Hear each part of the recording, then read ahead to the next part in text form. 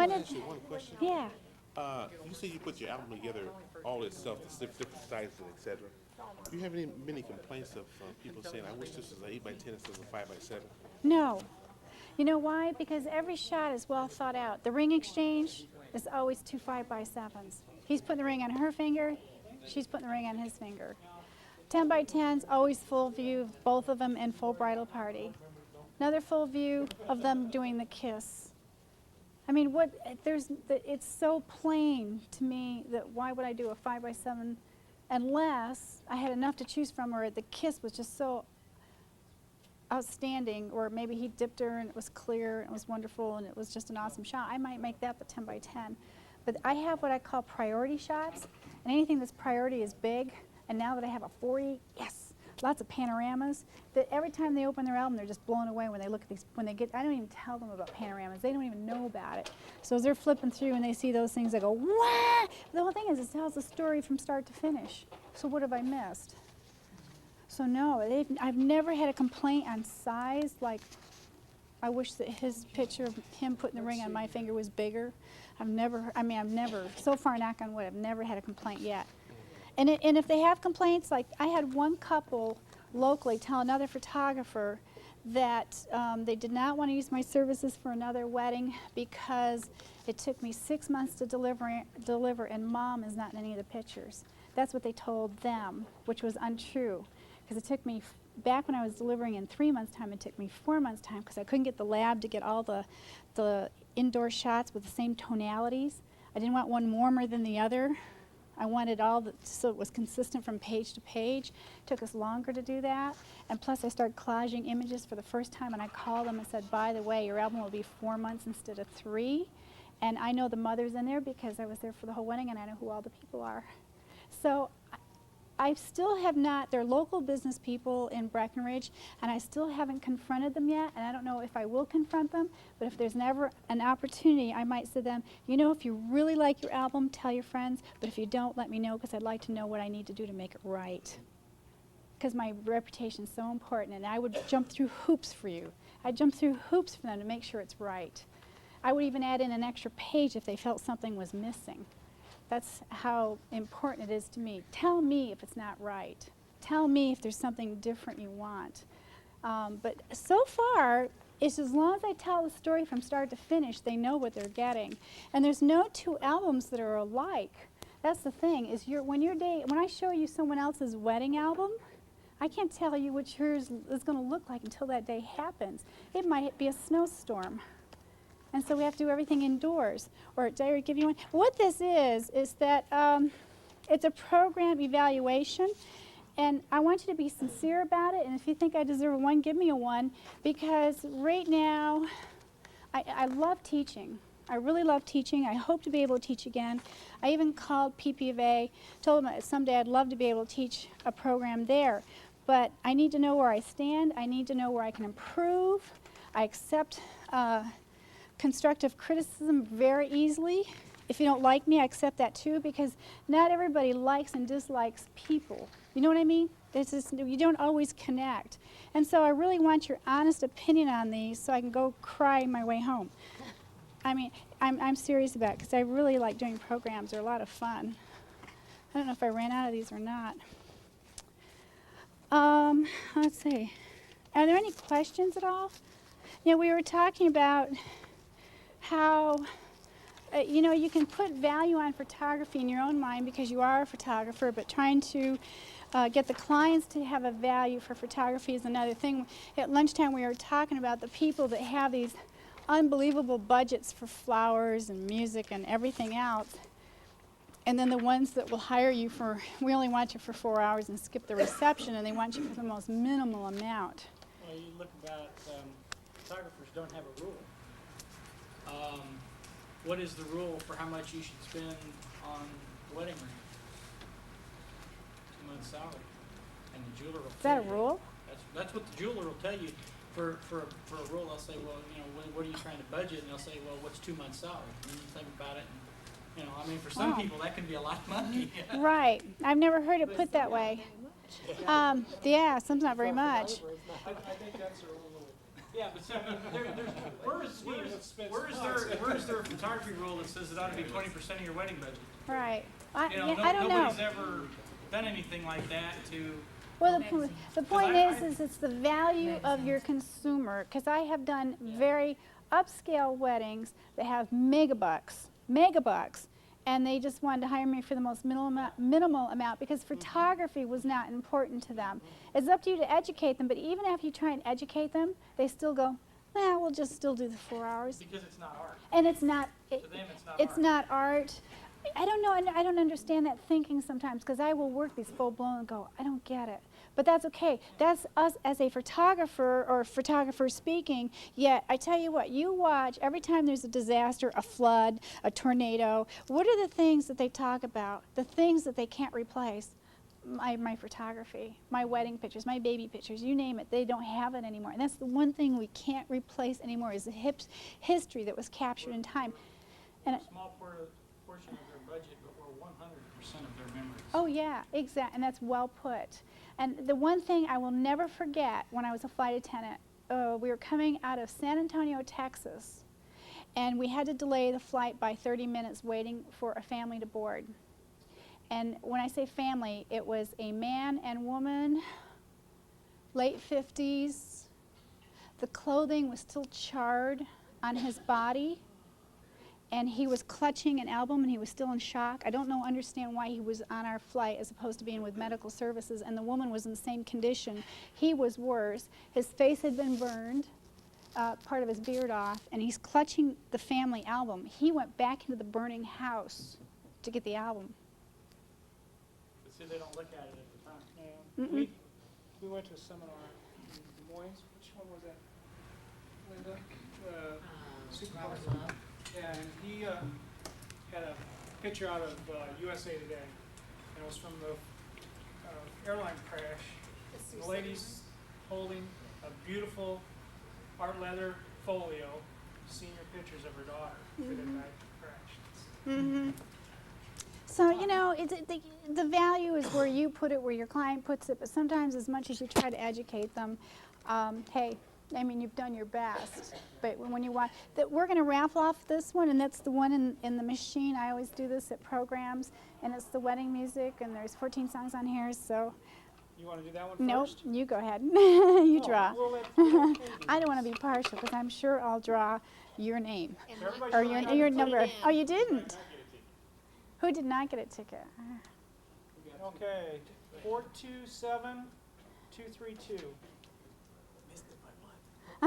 Jeff. All right. Okay, Jeff. Buck. Hey, Jeff. When this tape is done, it's yours. It's still in the machine. Okay. All right. It's used. Sorry. Wait till the show. So now you have to stay till the program ends. One person that lives Right. It was in the Holbrook area, which is the rich area. Oh, I know the Holbrook area. They ride mom through to London. I counted the flight to spend $8,000 buying the gun and spend $100 on photography. I mean, they got by with as little as they could get by with. I don't get it. I I was don't get it. expecting more. I don't get it. I But was you know, disappointed. I say you can educate your consumer, and if they understand it, great. If they don't, that's where their value is for photography. And c'est la vie. I mean, that's the way it is. And if you have the attitude, if you don't work for them, you'll work for somebody else that will really, really appreciate it and value what it's worth. It's a treasure. It's really an absolute treasure. What I wanted to go over, are there any questions so far from stuff I've covered? Okay. What I'm going to show you is what I have in the packet here, which is my program. And this is what my client gets from me. Oh, by the way, let me give you some phone numbers. Miller's Professional Imaging is out of Pittsburgh, Kansas. I use them and have used them now for 3 years. The reason why I like them is that I can shoot all weekend long, send my package out on Monday. It's on my doorstep by Thursday. Count on it. If there's a holiday on Monday, it's on my doorstep by Friday. Count on it. It's there. They pay for the shipping. I use Airborne. The one thing that makes me uncomfortable about Airborne is that if they lose the box of 30 rolls, they will give you back 30 rolls, empty ones. unexposed 30 rolls. And that's the only thing that disturbs me because it doesn't equal my time that went into what's produced on those rolls from, so anyway, that's the only thing that bothers me. Knock on wood, nothing's ever happened yet with airborne. However, Miller's, I was missing, was 20 rolls of a very big wedding, 24 exposures, PMC, and I had shipped off to Miller's. And 2 weeks later, I called them and said, I haven't seen this particular wedding yet, and I gave them the name of the wedding and the code number, the order form number, and they said, we don't have it. Do you know what I mean, sure you know what that could possibly feel like. And I said, we don't have it. And I said, I'm holding the yellow slip in front of me. We do not have it. I show that went out on shipment of, in a box, because you get confirmation numbers, and I write down exactly what was in that box. The Focus wedding, the Smith family, everything is listed on that sheet that I know went out in that box. I said, you can't tell me this. I said, there's 28 rolls of film missing, and I said, I show that it went to your lab in this particular box. So anyway, they got Arnie on the line, Arnie, who is their customer service person. They said, we will do everything possible. You have to understand that when things come in, everything is shredded down to the last piece before, it's thrown away. Things are shredded to make sure that there's not one roll left. What they did is they had hired a staff for that weekend to hunt through the lab from one end to the other for these 28 rolls of film. And before I could get a phone call from them, I was going through a box of the little black canisters that you put your film into. And what I had done is I had loaded the film into these canisters and tossed them back into the box with the empty canisters. I can't believe I did that. First, I was just elated with the fact that the 28 rolls were found. And number two, I had to swallow my pride and call Miller's right away and say, and I even wrote them a letter on this. It was my screw up, but they were still willing to come to bat for me. They were still willing to turn their business upside down for me. They were still willing and did hire extra personnel and put them on that weekend for my 28 rolls that were still home in a box. I can't say enough good things about them. And anyway, it was my screw up. And I hope it doesn't happen again, but I'm not perfect. And anyway, so that's what I have to say about Miller's. 1-800-835-0603. Also, I got my CPP this year, which was 3 days of hell. Make that 4 days. Yeah, And that's with all sincerity. Yeah, I just received mine. That's a good way to put it. And what I did is I flew down to take the program through Kathy and Gary Meeks in Hot Springs, Arkansas. I don't want to even say I had a ball. I didn't. I met nice people, but it was 4 days of hell. Now, I said 3 days, but actually it was 3 days. If I count the exam day, that was 4. But I got in on a Friday night, and from 8:30 in the morning till 9, 10, 11, 12, some of them stayed up till 2, 3 o'clock in the morning studying. And we went through this book from page 1 to the very last page about the guy who packed his equipment on his mule and went into the back country back in the 1800s. I could care less. It has nothing to do with the photography I'm doing today. But you had to know this stuff to pass the test. You have to know that the moon is 18% gray, and that's how Ansel Adams came out with a zone system. That's great. Huh? The zone system, yeah. And so it was like, okay. And so, one, I did learn from it, but it was 3 days of hell. And people studied till all hours of the night. I don't have the tolerance. I can't do crash study courses. And I took the test, and I left on the airplane with tears in my eyes trying to read the stupid book on the way home, anticipating to take the test all over again. I passed. But I didn't know it at that point. But it was very, very stressful, and I got through it. And I know now you need your CPP to move onward. Yeah, if And you joined after 89, you have to have your CPP before you can receive your master's or your craftsman, did everybody hear that? anything. To get any of your other degrees, you have to go through 3 days of hell first. And or the other thing you could do is prepare yourself and read the book, study the book, and learn the guy's name who went on horseback into the canyons and Still takes the class. still take the class. Take the class. It was well worth it. And I'm glad it's behind me. I know now why they offer it, because they not only want you to be, they're not testing your knowledge, they want you to be more knowledgeable in your profession. So now I know the moon is 18% gray, and I'm happy with that, and I can move forward and go on to my next degree. But that was through Hot Springs, Arkansas, and they're one of the few places in the country that will offer a crash course Friday through Monday. And Saturday, Sunday, Monday is your crash course days, and on Tuesday morning at 8 o'clock you walk in. You can't sit next to anybody. There has to be seats apart. They give you a test just like it's a college exam, I think. I can't remember college. No calculators. Nothing. Base calculator that adds, subtracts, divides, and multiplies. You've been there. And I tell you what, you've got 2 hours. They say, okay, in 2 hours' time. And then he'll say, your 1 hour is up, pace yourself. That's the only words that are spoken. You got 30 minutes, pace yourself. So this way you can get through it. 100 mandatory questions and 20 questions that are optional. Yeah. The Missouri organization does, every year for their convention, does a crash course and gives the test. And if anybody wants it in Nebraska, write to the board of directors. I've been trying to get it for 3 years. We have all the course materials, but we can't get it on the program. So if you want it in Nebraska, call the board of directors and let them know, and we'll get it on there. The Kansas school that they run in June also Kansas School. does it, but it's only a day and a half cram course. Right. And the second half of the second day, you spend 2 hours taking the test. So you really fly through that one. So you better know the material before Yeah. you go, at Yeah. least partially. I read the book and I thought I knew what I knew when I forget it. When you get there, it's just, The course outline for national is a 4-day program. wow. So they're doing it, if they're doing it in 2 days, they're really moving. Well, this through was, it. yeah, this was 3 days. I arrived on a Friday night, so it was Saturday, Sunday, Monday, 3-day crash program. Tuesday was the test. I mean, so as far as I'm concerned, I earned those initials behind my name. Yes. Oh, God forbid. Thank God it's behind me. It was hard. It was really hard. But if I can get through it, you can get through it. Okay? If I get through it, you can get through it. Because I'm technically not a strong person. I'm artistic. I didn't say autistic.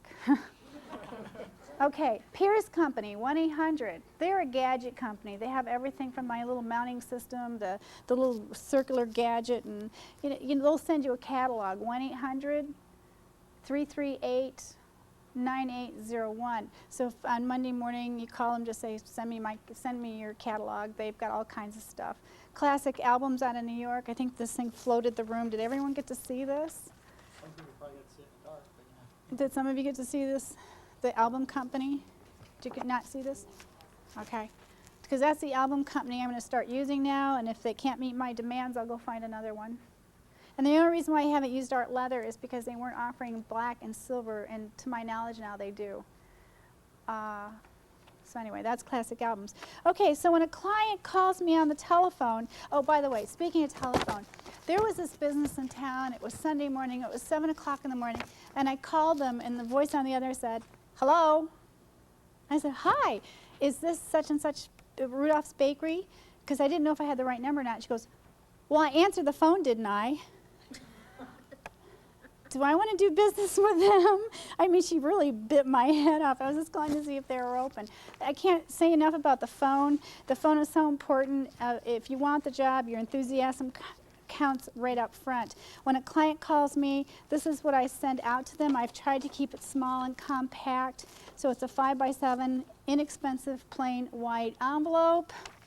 Nothing fancy, but I've dumped all my money into this expensive image wrap, which this one is in loan collection now. And it's of a bride and groom by a waterfall. As I told you, they'll lay down in dirt for me as long as it's not before their wedding vows, and they know that when they hire me. So this one took first last year at State, Rocky Mountain Regionals, and went loan collection, which I'm real proud of. So I decided, since this was one of the more popular images, this is the one I was going to use then for my cover, and I liked the fact that it was horizontal so I could wrap it. Okay, these were expensive. So I had to make up a bunch of them. Now, for the stuff on the inside, you saw the Dear Prospective Client, questions, stress-free day tips. There's my hourly. I fill in the blanks.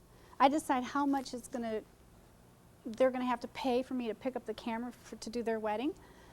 If it's a Keystone Ranch wedding, I know approximate maybe, and I'll push it up a little bit more. Question, Diane. Yes. You say you change your prices for different, Yes. what if one client talks to another client? They won't.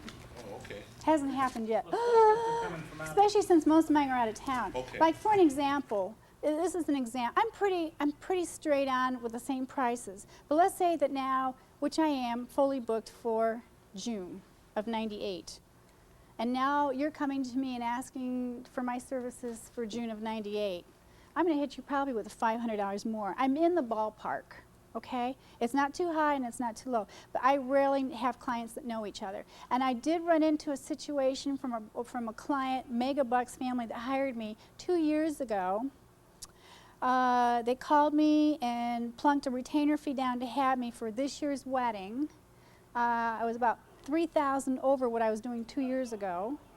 She had a cow on the phone. She called me after she got my stuff in the mail to her when I finally got my new format put together. Because she hired me last year without seeing any current work and what I was currently doing. And every year it's changing. I can't tell you what I'll provide next year, but it'll still be even better than I did this year, I hope. I'm always striving for something different in quality. So anyway, she says, I'm very upset with you. That was her first words. I said, oh, what's the problem? She goes, well, you are 1.5 over and above what we paid you, da da da da da da da. And she went on and on and on. And I said, well, I tell you what. I said, let's talk about this. One, I'll give you an option to get out of the contract. You can have your retainer fee back. I mean, I know these people. They're like big bucks, big talkers. People know them. So I said, I'll give you one, an opportunity to get out of the contract. Or number two, I said, why don't you just take $400 off any package you choose. So she selected the 6-hour, 34-page album. And I thought, okay, no problem. And now I'm working this nightmare of a wedding because all the formals were done afterwards and they were standing there screaming at each other, trying to get everybody together. Doesn't matter, money does not buy class, okay? And so they're all screaming at each other, trying to get the families together to do these formals. And my time did run over by 1 hour. Instead of 6, it was 7, and I billed them for the additional hour. And I dropped the prints off. It was the only family I allowed to select their own images because I let them do it 2 years ago. They wanted to do it again, no problem. But now she comes back and says to me, what's this 34-page thing? We're supposed to get a 40. I said, well, it clearly states where you signed your name and initialed, or circled and initialed the package that you wanted was only a 34-page album. And if you would like to upgrade into the next album, it was X thousand dollars to have the 40-page. I said, and or, I said this, you know, and I was trying to keep them happy.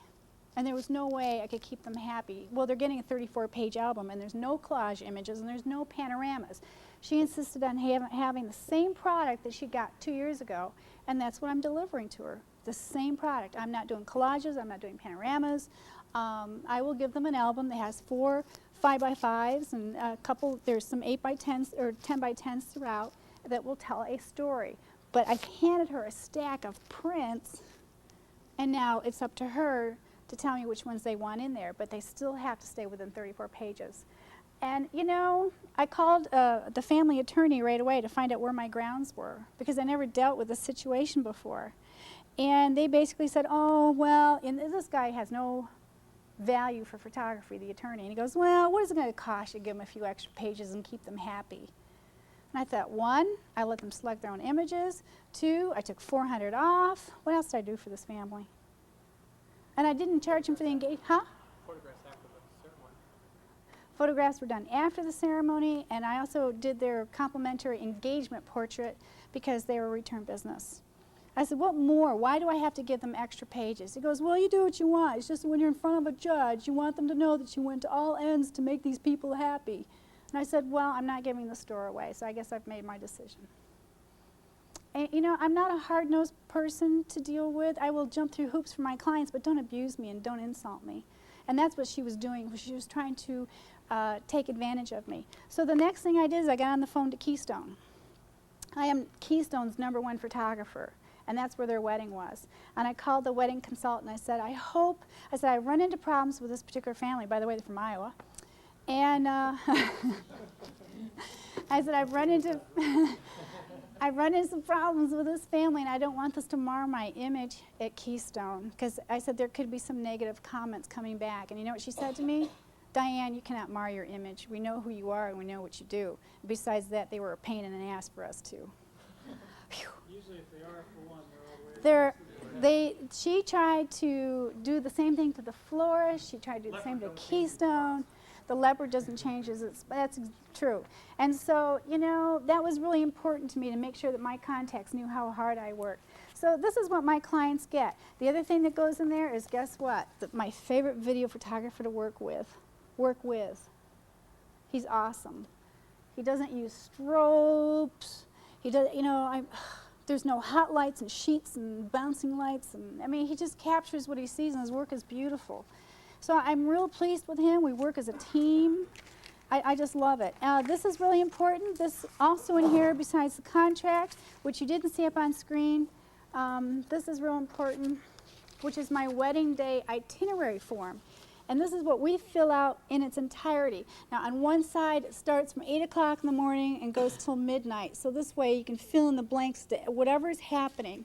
On the other side, there's ceremony notes. Is there something I need to know that's taking place I need to know about? Because sometimes there's things right when you think you've seen it all, someone comes up with something different. Reception, cocktails, sit down, is it buffet, champagne toast, when is the champagne toast happening, during, before, after? Wedding cake for dessert? That's a good question, because now I've seen it where they have the pie racks. Have you ever seen that yet? With all the different levels of pies. And I love it when they feed each other. You know, they just take a pie and, you know, the whole pie.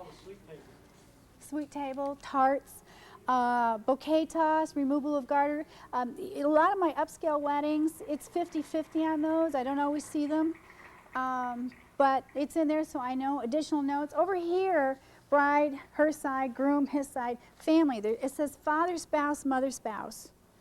And there's a reason for that. I have to know the family smut. I'm sorry. I have to know that the father and mom of the bride are divorced. I have to know that it was within 2 years, and know that dad's there with his girlfriend. Mom is unescorted. I have to know that they hate each other, okay? My brides, for me to perform my job as professionally as possible, I need to know this. I need to know that your brother's a jerk, that's what she thinks of her brother. I need to know that she has 3 stepbrothers. I just did a wedding like that. That's why this is so critical, and I can't work a wedding without it. This is like my right hand. Special note of family or friends. Let's say, and I know that usually special family or friends are usually in the bridal party, but oftentimes she might have all her sorority sisters there, or all the frat brothers are there. I need to know that.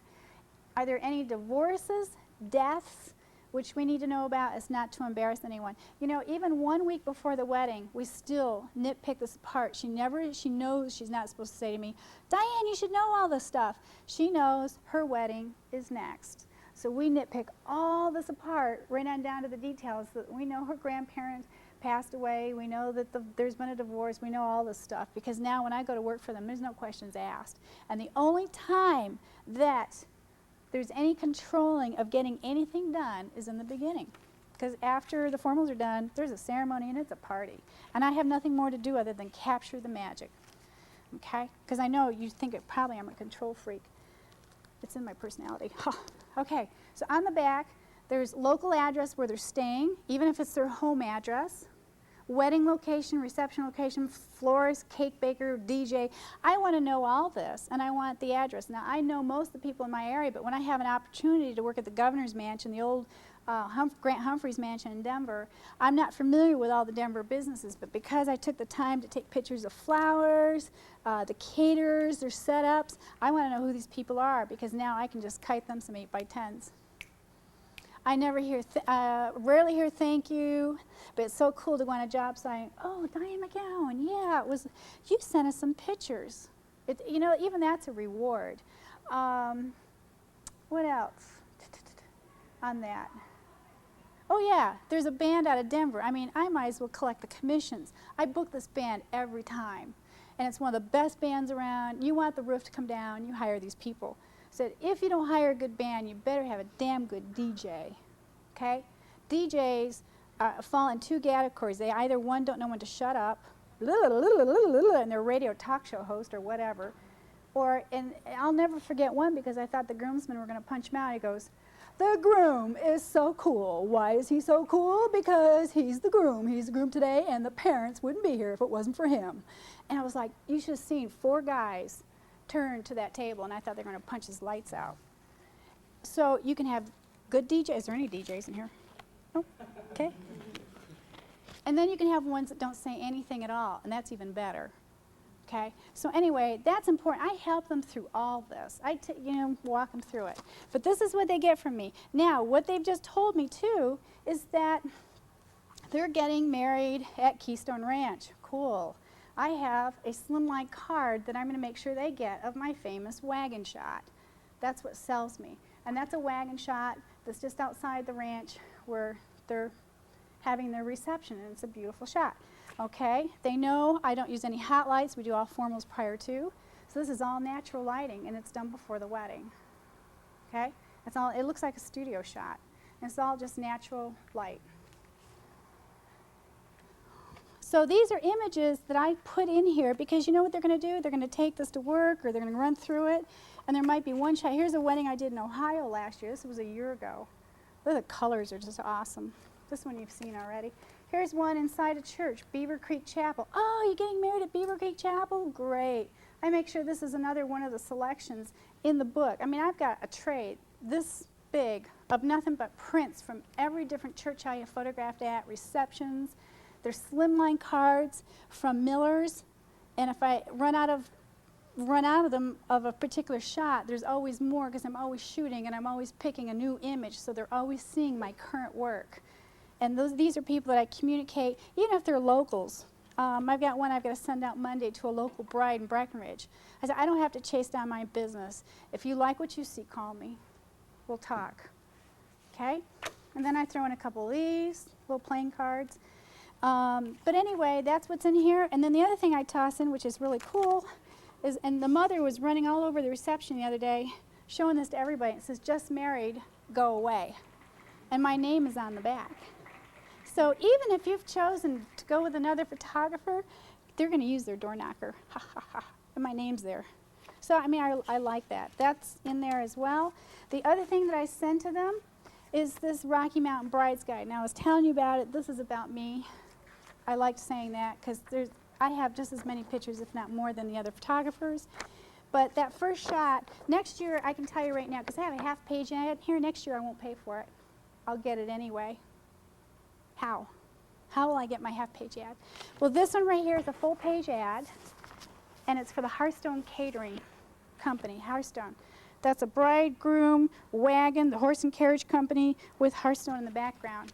I gave them a print and said, only thing I ask for is copyrights.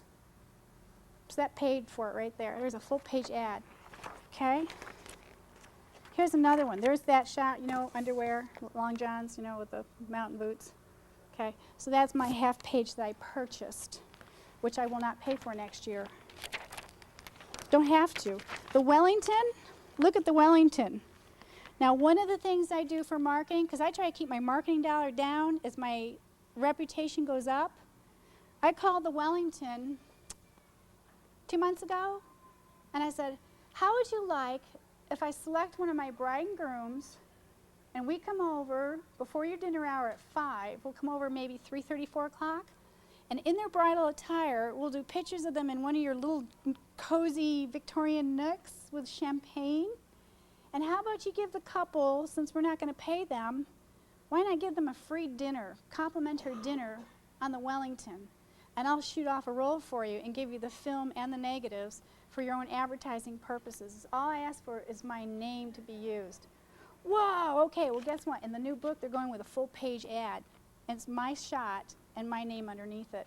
So they've gone from this tiny little box, to a full-page ad for our new one. See how easy it is to pay? Oh, the other thing I want to mention on that is the Wellington also, this is the other thing I do. Colorado Bride has contacted me, which is the state bridal magazine. And also there are a couple of big ones out in New York. I just piggyback off the companies that market with them. I said, oh, wow, Colorado Bride, that's great. Or this issue out of New York Bridal Magazine. I said, send me your stuff. This is great. Let me take a look at it. And then I always call them and say, thank you very much for your time. I looked through the magazine. I've decided not to advertise. Oh, why not? And then I'm pretty booked up right now for the following year that I really don't need to advertise right now. Oh, okay, thank you very much. But you know what I have in front of me? 'Cause I mean, I could go out and buy it for $1.95 or $5 or whatever it is. On the thing is I've gone through and I found that Cordillera, which is big, big bucks where you have to buy all the 26 rooms, advertises in there. If I keep Cordillera happy, my name is the first one out of their mouths. Hilton advertises in there, okay? I keep Hilton happy.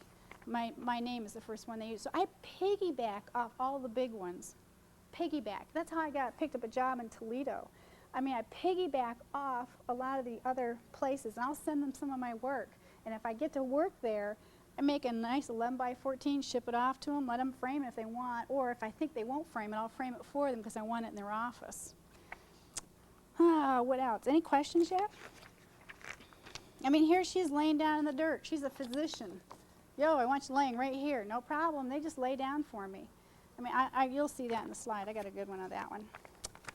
But anyway, my pictures are all throughout here, and I'm really excited to just talk to her. And she said there's just tons more coming out in her new book. So that's why I'm real excited about this. So that's the other thing the bride gets from me. Whether she's local or out of state, she gets one of those. And so that all goes into my packet. Okay. And that's what this is, what I sell $15 for, which basically covers my time, piecing it together, and all the materials that are in it. There's some fun stuff in here. I threw in some extra things that I had gotten. This is a wedding photography contract. I called PPGO back when I didn't know what I was doing and I needed help. I said, PPGO, help me out here. I don't even know what a wedding contract looks like. So they sent me this. The other thing that's in here, I said, you know, I don't have the legal jargon it takes to piece a contract together. I know what I want, but I don't know how to say it. So here's terms and conditions. Okay, so that's in there. The other thing that's in here is my entire packet that my clients get. The other thing that's in here is it's an album worksheet, and this is for the client that goes hourly. They get to do all the hard work. Now, when I piece an album together for a client, all the blocks are filled out up to the point of the size of their album, and it's Xeroxed. So now they have an album key to all the images in their album. And this is the worksheet. This is wonderful. This is kind of cute photographic anatomical terminology. You know, like photojournalist is a photographer who buys Playboy and never reads the articles. Photo flood, when the darkroom sink backs up. Stock photo is a photo of a cow. I mean, there's all kinds of just funny stuff in here, so that's in there too. And the worksheet's in there. This is a worksheet that took me a while, in my first 2 years, of, you know, writing down little notes all the time, trying to keep track, and that's how this came about. I can't find any way to improve this. Every year I'm always looking at my material going, how can I make this better? What do I need to work with? And so this is my wedding day itinerary form. I mean, I feel like my arm's gone if I went to work without this. This gets tucked in my pantyhose. I mean, it's there. If I don't have a pockets on me, it goes in my pants. I mean, it's there on me all the time. So I know that's Joe and Susie and Jim and Jack. And I memorize the names before I go to bed. And I wake up, and as I'm getting ready and washing my hair, I'm going through the names. The groom is Jim. The bride is Jill. And I go through the entire name. So when I get there, and I see this cute little girl going, oh, you must be Kimberly, this little flower girl. How did she know that? Okay, this works really well. And then, of course, that's in there too. A winning combination, GMB, that's their 1-800 number on the back. I brought extra of these if you want these. But they're the ones that supply these. These are really cute. And you know, it's funny how a little cardboard trinket will just bowl them over. They love that. And then I put this one in, which is a cathedral wedding. I had 2 assistants working on that one with me because it was just so big. It was huge. And they haul gear. The only thing at a wedding, when I go to a wedding, I always dress in black and white. And you notice I'm in black and white today. My name should be Kodak. But everything is formal. I expect the same thing of my assistants. They wear black hose, black shoes, black skirt, or they're welcome to wear black pants. Always a white, freshly pressed top. They can wear a bow tie if they want, or a piece of jewelry at their neck. We're very formal. We earn that respect because we work hard. The only thing I pick up is a camera. That's it. The only thing I pick up is a camera. And so when I pay my assistant as much as I do expect them when they know I need the ladder. I do haul a ladder with me. I haul one that has 4 steps. They carry all the equipment. That's why the porta cases are wonderful. I have 2 porta cases, which I love. They're on wheelies. I can carry up to 200 pounds on those things. But as you know, I don't have strobes. So what do I have? I have the 40, the 60, the 80, the 150. I have backup equipment. I have another I have 2 503CXs. Just locked my lens up on the last one at the last wedding. I mean, I know how to unlock a lens, but I locked up the shutter too. I mean, I really did it good this time. But I have all backup equipment in one case. And she hauls tripods. I don't pick up anything but a camera. That's it.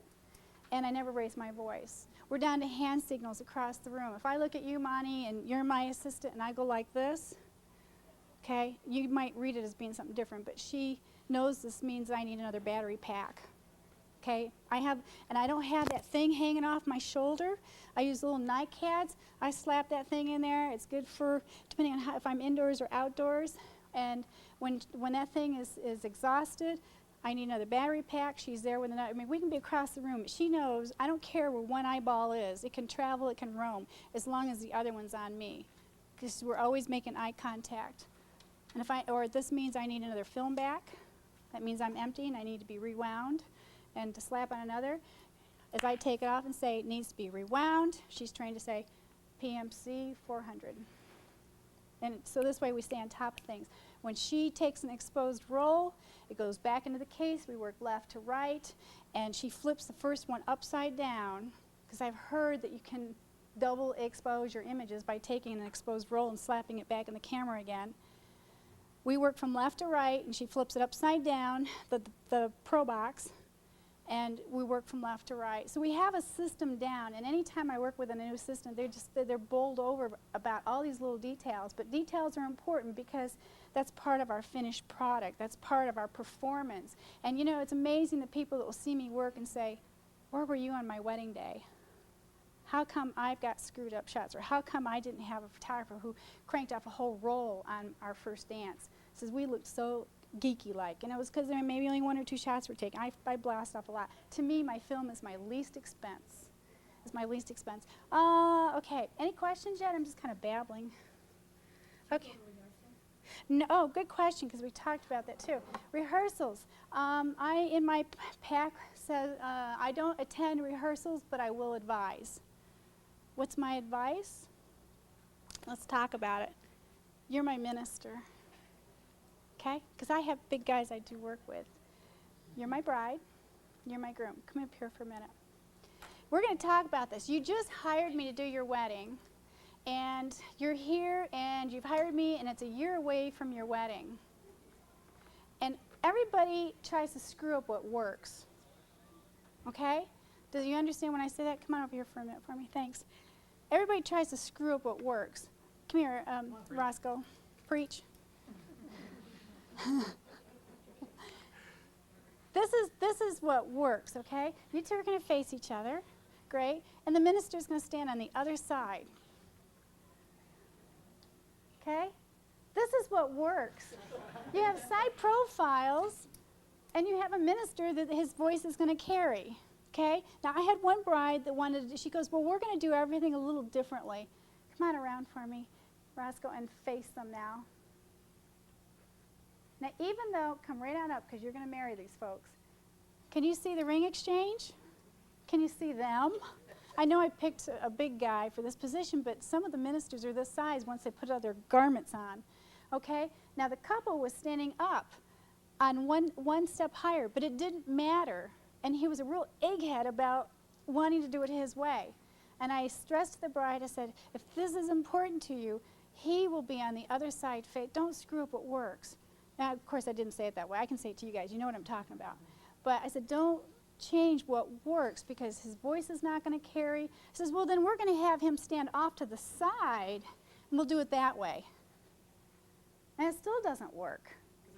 Because now they can't see the groom. And he's just as important as the bride. And then, let me finish on this one. Then I had a bride said, well, we're going to quarter turn then. So you're going to face him like that. And now the minister is going to stand over here and talk with everybody. And then during the ring exchange, she was supposed to come over here. And you know what we got from this? Is her veil. So you saw a nose, and you saw maybe the corner of her hand. And I'm in the back of the church just having fits. I was back there, I mean, nobody knew I was having fits, but I was back there going, oh my God, you know, so I was just doing full overview shots because you couldn't see what was happening up here anyway. Do you see my point? Don't change what works. And even though this was standard with the two of her side profiles, come on over here, Roscoe. And also, one of the things I tell my best man, and I tell my groom before you go out there, that once you get to the ring exchange, see, I don't want you thinking about me. I don't want you thinking about the photographer. I said, the guests want to see you exchange the rings. Now, if it doesn't happen, I'll have to take the time later to capture. Go ahead and slide a ring on her finger. Look how elegant that is. There's a shot right there. So if I don't get it earlier, during the time that the ceremony is happening, I'll take the time to do this later and have them slide it partly off her finger and put it back on again, and there's my shot for the album. This rarely happens, okay? Now, the best man knows before he goes down the aisle. Step out for me, Warren. Watch this. Guys do this all the time, and I know you guys have seen this. So it's time to put the ring on. You know what they do? Is they tend to step forward with the left, rotate, and they face the minister. Now what have you seen? The back of the groom. And so it was this one wedding. It was so cool. Go ahead and do that for me. The best man went to him and went, wah, right during the ceremony. And I'm dying in the back laugh. It was too funny. But and it was, you could tell by the room going, oh yeah, oh yeah, oh yeah. But by this time, the groomsman had him wound around so fast. When the hips face each other, and the feet are planted, okay. But I don't want them thinking photography. I want, it says your guests are going to want to see, your guests are going to want to see that ring exchange, and we want to see the expressions. The veil, this is the other thing. This is another little nitpicking. They know this when they hire me. I hate stringles. I have every salon stylist in my community. In fact, just one this past week said, oh, she wanted these things. Her hair was swept back beautifully like this, and then she wanted the little stringles here. And what that does is it slices the face off. So you've got, as you face your groom, the stringle, okay? So you've got a face that's cut in half and then a nose that protrudes from the other side. Does not look right. And so the stylist said, oh no, she says, you know, if Diane's photographing your wedding, you want your hair swooped back. I even have them trained to do what I want them to do. Swoop the face back so you have a nice clean profile. The veil, should I wear my veil over my face up until the point where he's supposed to kiss me? I don't know. You're bad. You don't have to hold hands anymore. If it was a guy, it would have been worse. He's getting away with it this time. But you know, even the veil, I say, well, how important, when they say, should I wear my veil over my face? How important are the photographs to you that you want the emotions captured? Well, I really want it seen. Okay, then you want to make sure that when the veil's pulled back, do it at the point where Dad's kissing you and giving you away. Or maybe he doesn't kiss you, but when he gives you away, lift the veil, okay, the little nudge or hug, and then at that point now we have a clean profile. But make sure it's pulled back. And even the bridesmaid, the maid of honor, knows that if it falls forward, she's supposed to reach back and pull it back for a clean profile. I asked my thank you so much. I asked my bridesmaids prior to the wedding, there's a couple things that when you get up there, you're not on stage. Yes, you are on stage. But if you're standing there, inhale and exhale. Don't forget to breathe. You're at 9,000 feet. Now, if the bride, for safety reasons first, see, I tell them this. This is cool because I'm really thinking of myself. I say, for safety reasons first, if the bride turns left or right, make sure that the dress doesn't get corkscrewed around here because she can fall. Oh, yeah, okay. So, you know, she walks up, she turns, the bridemaid goes over, whoa, goes back into her place, and I'm just clicking away, going, cool, I'm getting my shots, okay? It's not corkscrewed or anything. The bride has turned to light the candle, and of course some of them get really good at walking back around. You get some bridesmaids that just stand there and don't do anything. But anyway, the ones that you train in the beginning know that it's okay to move, because a lot of them don't think they can move. But as soon as the dress corkscrew, back in place again. That's why my pictures all look good, because I have them working for me. But they don't know they're working for me. I just say, safety first, don't let it corkscrew around her.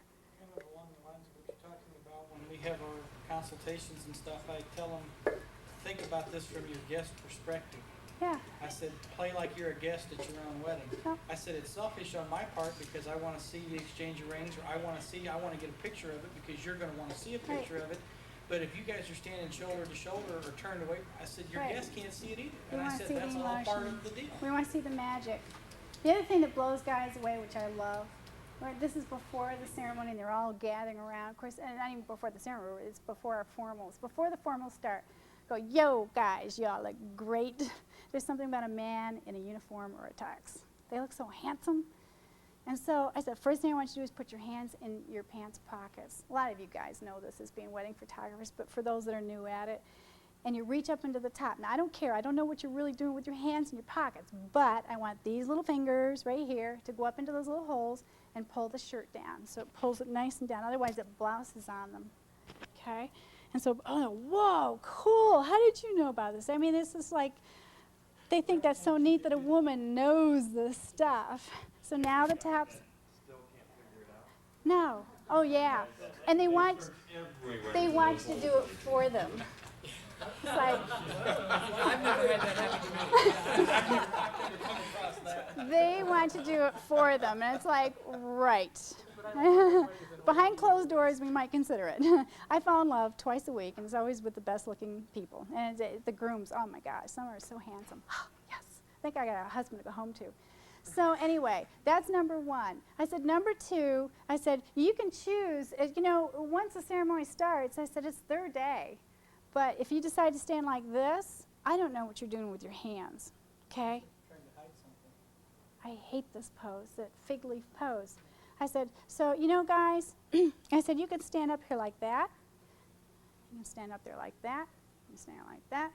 Put your hands at your side. You can stand there like that. You guys decide. I'm not going to tell them how to stand. I want them to appear as natural as possible.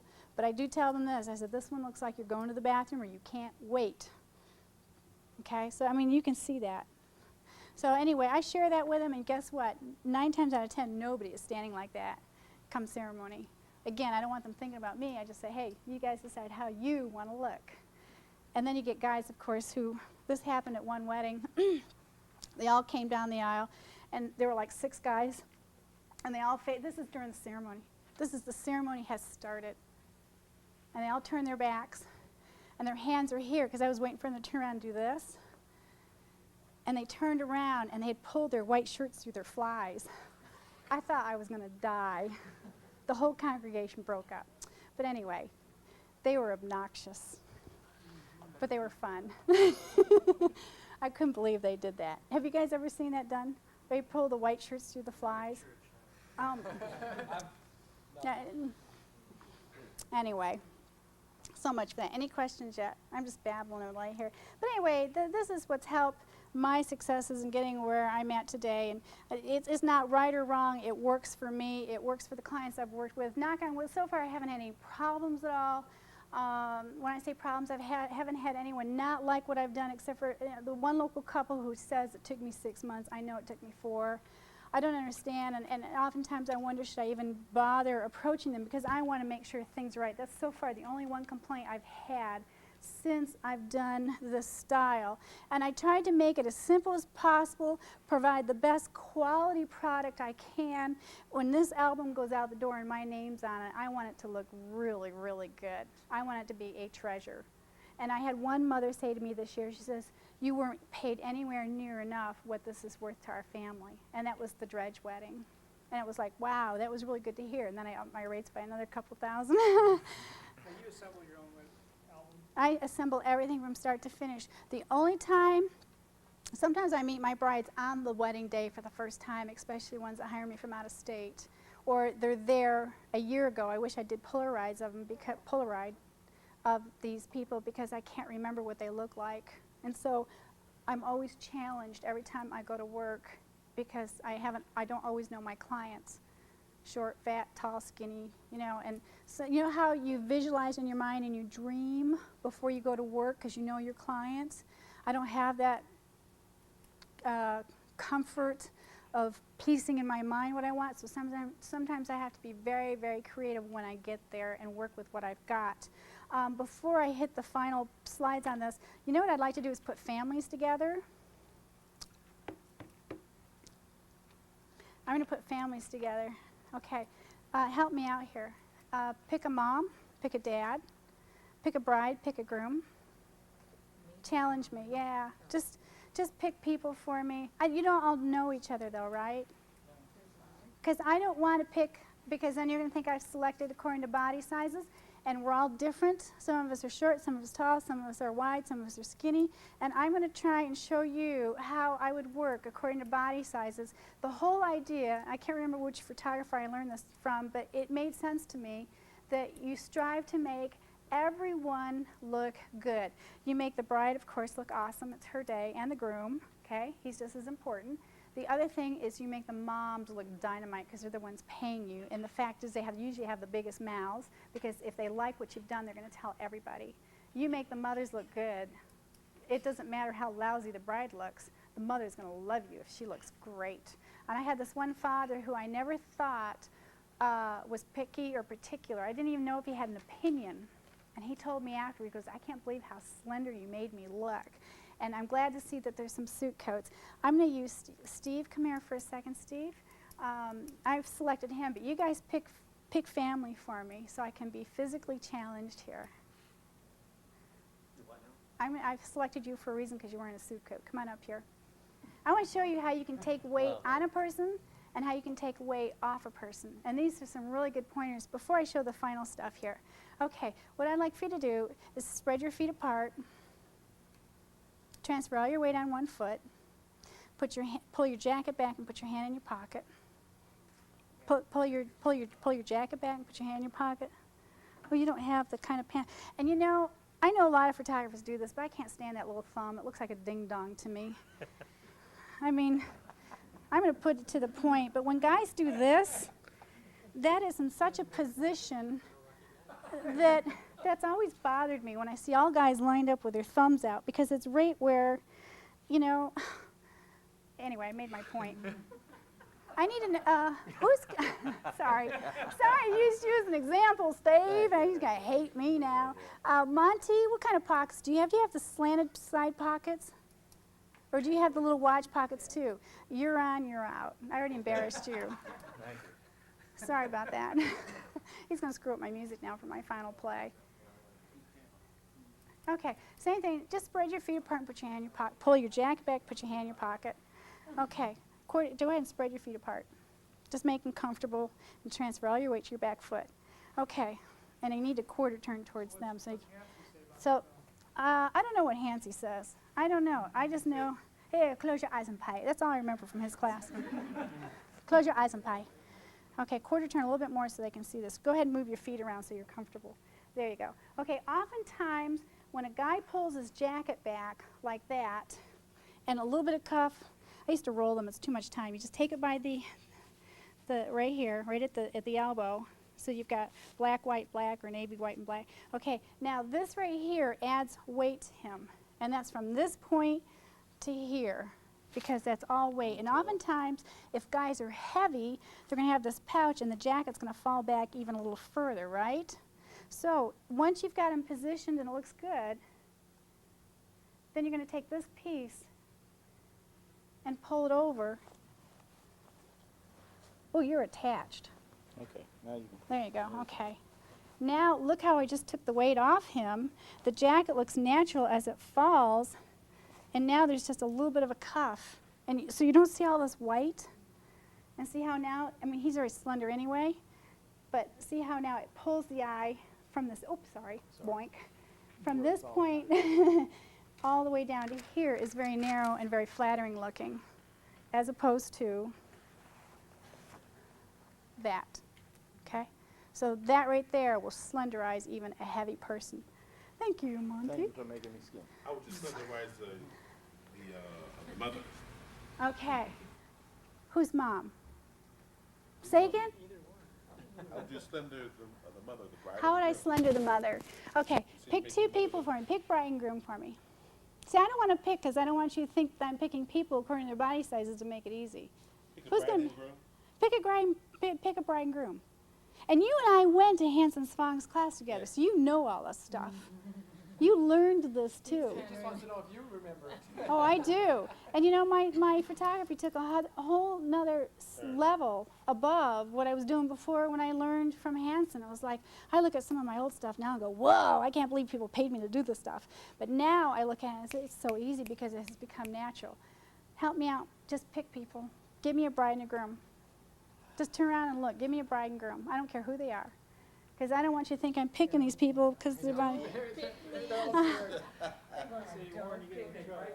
Okay, come on up here. Have they done this before? Oops, I'm sorry. That's all right. Take your foot with me. And these are good because these are just common. Okay, now he's a big guy, and she's small. Okay, so we're going to do this. Go ahead and face them straight on. Saturday night mugshot, police lineup. Here you go.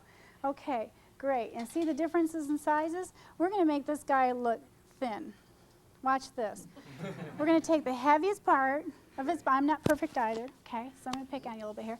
We're going to take the heaviest part of his body and put it the furthest away from the camera. So, and I use chairs around the church. I'll even use a bench pew. And I want you to put your foot up like this. This goes back towards, away to the wall. Butt to the wall. No, no, no, no, no, no. Oh, excuse me. You know, this is a test on how tight these jeans really are. Okay. Go on over just a tad more. There you go. Okay, a little bit more. And you got your wallet in your back pocket too, which doesn't help. Okay, now, if I have him take this hand and put it in his back pocket, now lean forward and relax on your elbow. I just slendered the upper part of his body. If I'm photographing from here up, he's leaning towards the camera. Do you see the difference? Now, I could widen his body too. Don't do that. I know. Bring this hand around, okay? That works also. It depends on the bodies, okay? Okay, that works for him also.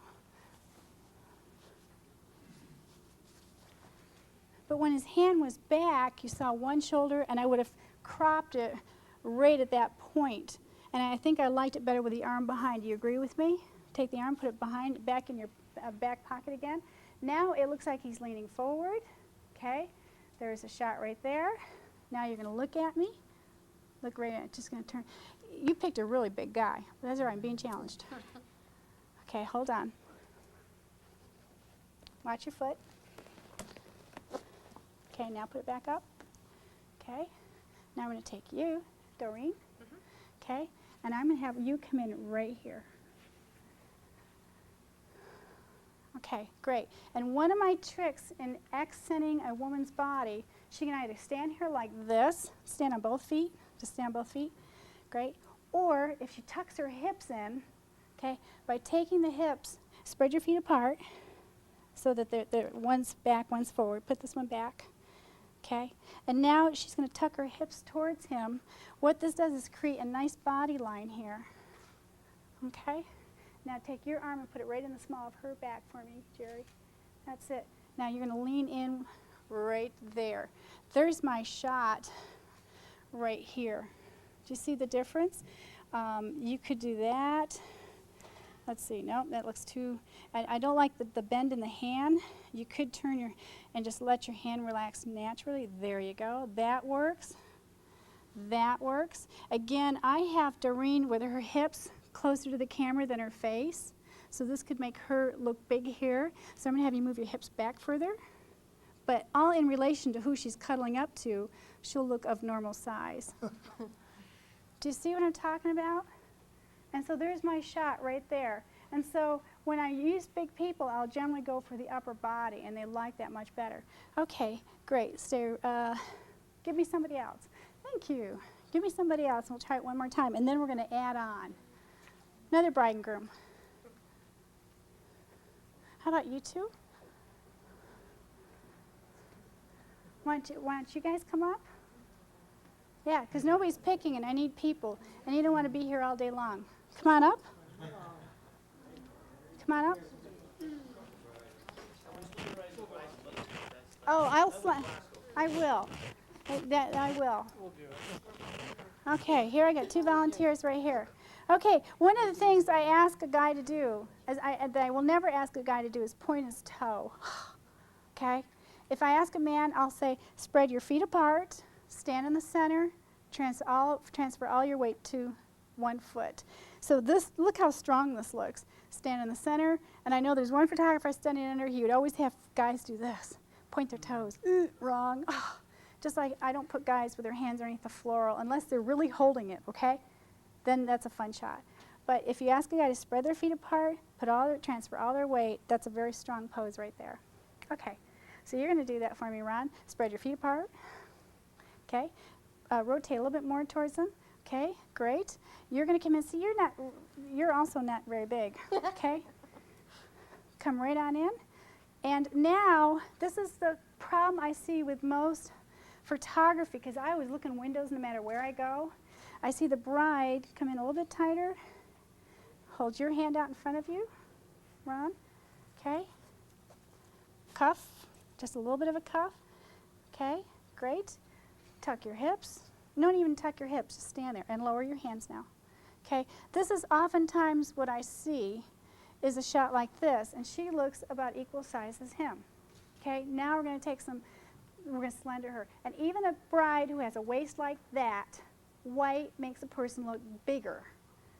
And even tiny little anorexic brides do not want to look like there's an ounce of fat on them, even in these dresses, okay? So now what we're going to do is, where's this on? Good. It's at his side, and she's going to take a step back, okay? This hand, go ahead and put right behind your back for me. Me? No, Ron. Okay, that works. So now that it's not because they don't know each other that well, do they? Okay. No. Because otherwise his hand would break down by her buttocks. So now in this particular case, okay, you're going to tuck your hips in. No. So now watch what she just started to do. So you know what that does? Makes this emphasize. So now instead, take a step back. Okay, now tuck your hips in. He'll enjoy this. Come right on in. Okay, quarter turn. Come right on in tighter, tighter, tighter, tighter. Okay, now open your shoulders a little more. And watch this. If a person looks at you like this, I always talk about the S-curve, okay? Instead, we're going to get all these necklines. It even happens to a 16-year-old. So we're just, sorry about that. 16-year-old? How old are you? How old are you? 33. Oh my gosh. Well, it happens to even young kids. But if she takes, and if you handle or touch a bride, you just take them right here, because oftentimes they don't want to be touched. Okay, if they don't want to be touched, don't touch them. Look right at me, nose to nose. Softly tilt right this way. There you go. If you have to touch her and she's like really can't put her head anywhere, you put the 2 fingers right here at the temples and move the head. That's how easy it is. You don't want to touch her face. 2 temples right there, that's it. But she already knows how to move, because you either turn your head left or right, and if you move your head with them, they will follow you. If you move your head with them. So now I want you to tuck your hips in towards them a little bit more, a little bit more. Open this foot up a little bit wider. Okay? Great. Tuck your hips in more. Do you see the difference, what I just did there? For those of you standing here, she looks very slender. That's good for one. Okay? And this is a very nice pose. Lower your hands. Okay? That's a sign of stress when their hands are up here. Okay? And there's your shot. Stress. But for those of you standing on this side of the room, do you see what I'm talking about? Is if you were from this camera angle, you can see now that this is the part from this shoulder. Her butt is slightly inward than her shoulder and narrows the eye downward. And that's a nice shot. So you're not worried about comfort? No, I'm not. You want to know something? Okay, go ahead. But the thing is I tell them, I say, you may not feel right, but you look damn good. You look really good, okay? And that's important. I'm trying to find someone. Come on up for just a minute. Thanks. I'm going to show you something else. Is that, thank you. You never take I shouldn't say now. It sounds like I'm preaching now. Sorry. I never take a high camera angle or a low camera angle if they're over 30, okay? A straight camera angle, huh? Way over. Yeah, and so there's certain things that women like. So I'm going to take a higher camera angle, and then oftentimes I'll ask women to turn sideways, Anytime you face the camera shoulder to shoulder, widens you. If you quarter turn, it narrows. You're going to put your hand right, and watch how we're going to do this. Put your hand right on your leg, spread your feet apart, okay, and lean towards the camera. There's my shot. It's so simple and it's so easy. Quarter turn just a little bit more, but there's my shot right, oops, sorry, taken by the temples. Right there, take her from a high camera angle, and all you're going to see is from this part of her face, from a high camera angle. See the difference? There's my shot right there of Mom if I want to do a nice shot of her. Okay? Thank you. Let's pick someone who, I'm going to pick you. And this is Russ. Now, with Russ, he's got nice hair. And if I photograph him, quarter turn that way, I don't know if everybody can see this from this side, but if I photograph him from this angle, this is the receding side of his hair. And so because I'm down here, I mean, we're real people, and that's why I don't like working with perfect models. None of us are perfect. You can point my faults out, too. I have lots of them. And so if he quarter turns, let's go ahead and have you put one leg up. And I'm going to have you stand back just a little further. You guys brought all this camera equipment for me, and I'm not even using it yet. Go ahead and put your right foot up, okay, and lean down on your arm, okay. Now, if I photograph him from this angle, he's going to look like he hardly has any hair. So instead, switch around for me. Now I've got more hair on this side. I'm going to have you switch legs out. That works, okay. Go ahead and switch legs out again. Put the right one up. Okay, now put this hand in your pocket, and I've just widened his body. Did you see how we went from narrow, and now from point to point, I've just widened his body too. Do you see what I'm talking about? And so when I look at guys, like let's say that the groom has a receding hairline, or if that's from the side he parts, that's not the angle I'm going to photograph him from. I'll photograph him from that side. Let's say the bride has a crooked smile. Thanks. Let's say the bride has a crooked smile. Photograph from the weak side. So now I'm dealing with one receding hairline, so I'm going to photograph from that angle.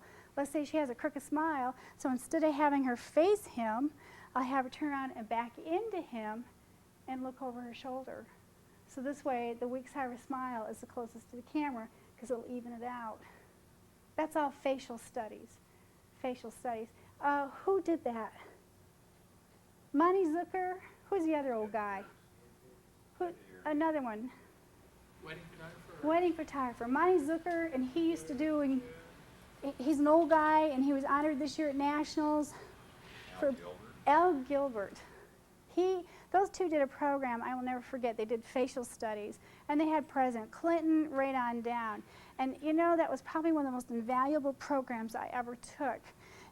You're another subject, your subject. For an example, again, you would want to photograph him from this side. You photograph from the side he has hair. As for you, you just turn your back side of the camera. Yeah, you can do it. So all your hair is that? No, I'm just kidding. I would not photograph him in sunlight. Any guy that doesn't have hair on top of his head, put him in shadow, and then also you can vignette. But then you go, okay, if I vignette, I'm just thinking out loud, if I vignette, that means all my other photographs will not match the one that was vignetted. So why not put him in a shadow, because you don't want light bouncing off his head. Put him in shadow and hit him with a lower camera angle, or not lower camera angle, but put the flash so it's coming either into his face or slightly underneath, but not by too much because you don't want ghostly effects. But it's flash fill anyway. Are you following me on this? So this way all the light doesn't shine off the head. Otherwise, then they do look very bald. What else? What do you want to do? Do you want a piece? I'm so sorry you brought me all this camera equipment. What time is it? Please. We're going to take another break. You want to take another break Yeah, here? 2:30 we got a break. At 2:30, and it's 1/4 now. And would you want to go out on the stairs? I understand that some of you shoot here, and I can show you what I see, the opportunities I see here, because I've already walked around and checked out really neat opportunities. What do you want to do? You call the shots. We're just out here for a few minutes. We have to be careful how far we go with the video camera. Okay. I don't have to talk till 6? Phew. And just tell me, now, I understand the program goes till 4, but why don't we do this? Why don't we just go outside for just a little bit so we can all stand up and breathe? So we start rearranging their furniture. Well, Sunday afternoon. Okay, so I like chairs with arms, and you know why? That's another level that you can put somebody on. I mean, here's one level, and then you can put another person on the arm. That's two. I love chairs with arms. Oh, good. Look at that man. Now, if he'd busted his back, I would have felt real bad.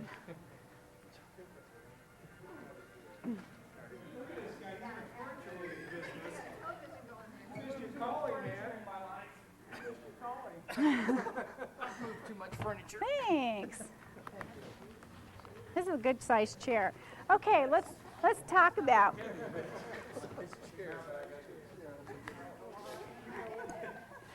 I never shoot anything straight on unless it's like a huge group, so I might even quarter turn it just a tad. Now this is something also when I'm working with groups, I tell them when you're sitting down, don't sit all the way to the back because look what it just did to my body. Okay? Shortens it. So now, and even grandmas have a tendency when they sit down, they'll sit all the way down to the back. And here's grandma. Another thing you can do is get little kitty books, like if you're in church, you can go and get little kitty books. Yeah. Like the Prayer book. nursery or something like that, and sit people up on books. Right, right. Yep. So now, if I stand back up and sit on the edge of the seat, doesn't that look better?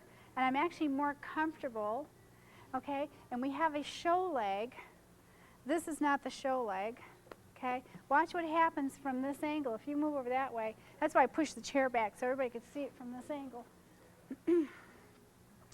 This looks awkward because now my feet are separated, but now, and you'll never see me knees onto the camera, okay? So I always turn my clients just a little bit. They're sitting on the edge of the seat, and the leg that's closest to the camera is now the show leg. And doesn't that look nicer now as opposed to this one? You can see the angle right there. So there's my first shot right there. And now let's say she won't have a big butt because I don't put women closest to the camera. I put the smaller ones up front. So now what I'll do is I'll just have her lean slightly forward. And what that does is it will cause the weight to go to her shoulders. But it's very comfortable. It doesn't even feel awkward. Okay, so I'm going to work with all of you just as you come. Let's see. Okay. Cheryl, we're going to start with you. Have a seat. And why don't you just say me next? Because if you just say me next, then I can just piece it together accordingly. Okay? Come here, Pat. Pat, come on back here. Oh, no. I make you all look good. You paid me a lot of money to make you look good, and that's exactly what I'm going to do. Come on up front. You're in front. You're in front. Sorry, I don't see all the name tags, but Doreen, come on. You're in too.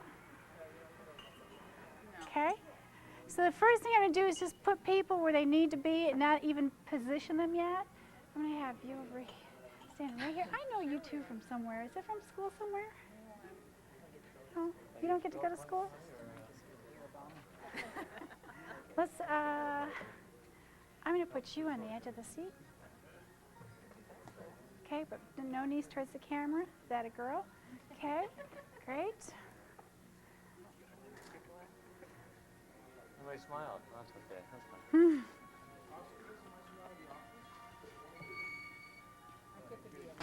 You get to have a seat right there. Okay. Let's move this back. Pretty outfit. I love the colors. Step out for me just for a second. Thanks. So I can see exactly where the seat's going to be. Have a seat. Okay. Let's take some guys. I need someone big. I need someone tall. I need someone skinny. Wait, tall? He come tall. Trying to make those brownie points. Where's Russ? Okay, Roscoe, I didn't have to tell him where to go. I thought he was going to sit right down in front, but he didn't. He went to the same school I did. Okay, great.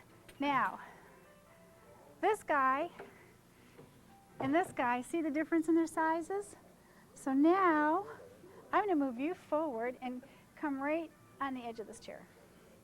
I'm going to pull this out, and it's all what the lens sees. Okay, I'm still building my family here, and I'm going to take some studs, and you become a bookend. Okay, how's your knees? He's over 25, I have to ask that. You're in. Okay. You're one of my bookends. Down on your knees, boy. Okay, I let them go down on their own knees unless I see differently. Now this does not bother me going down on that knee, but if he had opened the other way, this one does bother me. So that's why I much prefer that shot. Okay, this is something else I don't like is when the leg goes out that way. So instead, I'd rather have them put their leg behind so I don't see it.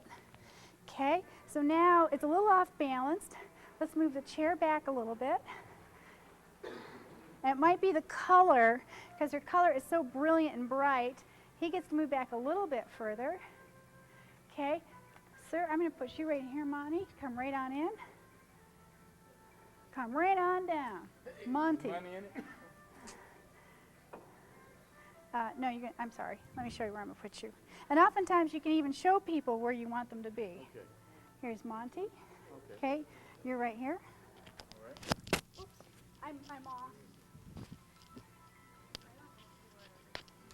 Well, see, there, it doesn't. This is not a projector. A voice. You're recording it. Thanks. If you guys go ahead and stand up, and I'm taking them off their knees because they're going to hate me later if I leave them down there. Okay, stay there. Okay, Monty, come over just. Rascal, come over a little bit more. Pat, come over a little bit more. Okay. Quarter turn for me. Quarter turn for me. Why don't you two switch? Okay. Pat, now as I look at this, Pat disappears back in there. So now I'm going to move you over and let's put Pat here. Come right on in. Quarter turn. Okay. Great. Take a wee step like 2 inches back and now lean forward. Okay. That works. All right. Let's take Cal.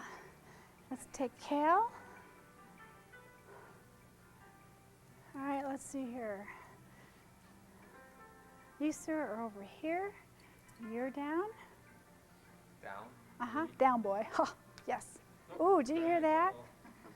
Your bones are talking. Okay, back up. You're going to stay there. Just relax for me, Monty. Go ahead and back up. Okay, great. Take you two guys. Of course, no one's going to be standing back here looking anymore. You're in behind. You're in behind. So whatever's the furthest away from the camera, so now the ones up front, their bodies are all going to appear to be about the right sizes, so no one's bigger than the other. See, even Roscoe knows to turn sideways. Okay, and it's that coffee cup thing. And by leaning forward, and you don't have to right now because it can be uncomfortable. It's just a huge sweatshirt. It keeps me warm. There you go. Okay, great. Remember that pose. Ha. All right, so now I have this gentleman back here who is totem pole with Pat. So now I need to move Russ, is it? Russ, come over. Right about there. Good. Come right in behind the lady. That's it. Come on over a little bit more. Okay. See how it's working? And so right now I'm positioning people. I haven't even begun to work on the little details. Let's say that this is a big bridal party for starters. Roscoe, come on over. Should I work with just this many or should I keep going? Should I refine? Time to refine? Okay. I move. What's in your coffee cup? Anything? Okay. Okay, let's look at this. Okay, so if they're facing me straight on, to me that's a Saturday night mug shot. Okay, lineup, police lineup. So Roscoe's already quarter turned, which I like. If you take your right hand and put it in the side pocket, see how I just narrowed his body down more? Okay, For you, sir, you're going to quarter turn a little bit more and come on in a little bit tighter. I know you're not going to cuddle up, and I don't want to cuddle two men because men don't cuddle, but that's good right there. Okay, I'm going to have you scoot your buns a little bit further on the chair this way. Okay, great, that works. Scoot back for me. Sorry, we all do this to each other. She's got her show leg forward. Okay, we're going to, instead of having the hands like this, we're going to put one over the other based on the rings that she's wearing. Okay, it can be like that. I prefer the one closest to the camera. Okay, great. I'm going to take you out. Let's take the chair out. I'm going to put you on the other arm. We're really going to weight this chair down. Okay, great. Go back a little bit further on the chair. That'll go just like that. Okay, Monty, come out for a second. We're going to put you in over here. This color is so bright and pretty that it's standing out. Okay, you're not going to hide back there on me. Right there is good. Okay, great, great. Pat, yeah, who's, there we go. Yep. Let's take a step back, just a couple inches. Now lean forward. Great, and put the other hand like right in the small of her back. You're going to quarter turn for me. Okay, great. Lean towards me. Let it grow. Now, when she leans towards me, I don't want like this because the whole body's moving. I want the buttocks to go behind, but the shoulders to come forward. That's it. See the difference? Okay, great. For you, sir, I want you to spread your feet apart. Instead of being like this, spread your feet apart. Okay. Step in a little more behind Pat. Right there. Quarter turn towards me with your body. Good. Down, boy. There's his space right there. Okay, it's coming together. It's coming together. Okay. Down for me. And that's your spot right here. Russ, go ahead and back up for a second. Okay. And this leg needs to, okay. Oh man, what a nice How look. much time do you allow yourself to? Well, see, right now we're adding out. We're just adding. It depends on how cooperative the people are, and as you all know, that's a key word, to cooperate. And if they don't, like right now, I'm messing. I'll go, and usually of this size, you just saw how much time I took. I'll put them all in position, and that's providing they're not even talking. You guys aren't even talking. So it can take longer when they're all going blah, blah, blah, blah, blah, making comments to each other. What should only take you 7 minutes to piece together, or 5 minutes, can take sometimes up to 20, 25 minutes. You know this. People start, because they haven't seen each other. Now, because of where Roscoe is, and he's leaning forward, I don't want to hide him. And so watch what I'm going to do here. I'm going to switch you two. Because now I'm going to put the lighter with the darker, and she's a little bit shorter, so now Roscoe's starting to show up even more. Go ahead and back up further on that chair for me, all the way back, and the knee doesn't go towards the camera. That's it right there. Now, you can take your hand, and you're going to tie it in with the lady of the hour. Okay, and so there's not too many hands here. This is okay, all right? You're going to take your right hand, put it right in the small of, because you're a couple here, okay? And what I want you to do is, instead of standing straight on both feet, I want you to roll your left knee inward. Look what it just did to her body. See how it just created a nice slender look? You're going to come in a little bit tighter. Tell you what, I'm going to move you back this way, right there, a little bit more. You're going to come back, more, come right back, come back. You're going to stay there, come in, go back, right there. Now you're a cute couple. You're going to lean forward for me. There you go. Look what I just did with this gentleman by having Jerry lean forward just a little bit. Here's Jerry, or here's Jerry. Do you see the difference? Okay. So far, I like what I see. This guy, he's got muscles, so it shows. It looks good. What are you doing tonight? Okay. Go ahead and lower this elbow. Relax it. Do you see the difference between having the elbow out and having it down? This doesn't bother me. That looks good. This gentleman is taller and more slender, so instead of having his body so narrow, we're going to have him open his shoulders a little bit more. I didn't know you were taking pictures. I forgot to get in this one. Where'd this guy come? That's good. Suck it in now. Okay. Back up just a little bit more. Okay. Quarter turn a little bit more towards me. Okay. Put your knee flat on the floor. There you go. You're probably more comfortable now. And remember, what, guys, you don't want to do this. Just get up tall, and that's it. Come on up with your, that's it.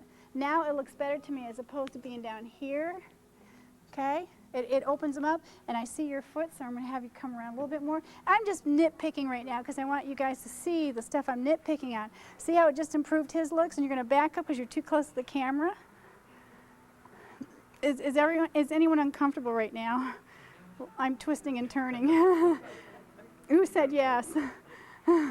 Okay. Does this look good or what? Okay. Looks real good. Should I keep adding? But to see my... Okay. Did you freeze it on the video so we can see it? Yeah, put it on the video because It's been on the video, so now you get it, you have to buy a copy. this looks really nice, and it's all posed nicely together. Now, ordinarily, I would not do this with exit signs behind people. I'd put them in a shaded area, match the light. Well, it depends on where you stand, see? Well, we're just doing this here because it's comfortable and we can see down the hallway. I don't have an exit sign.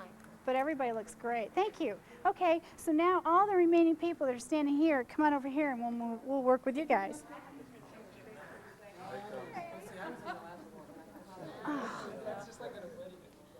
Get up. Stretch, stretch, stretch, stretch. Get up. Joanne, I like that. Get up. Yo, over here.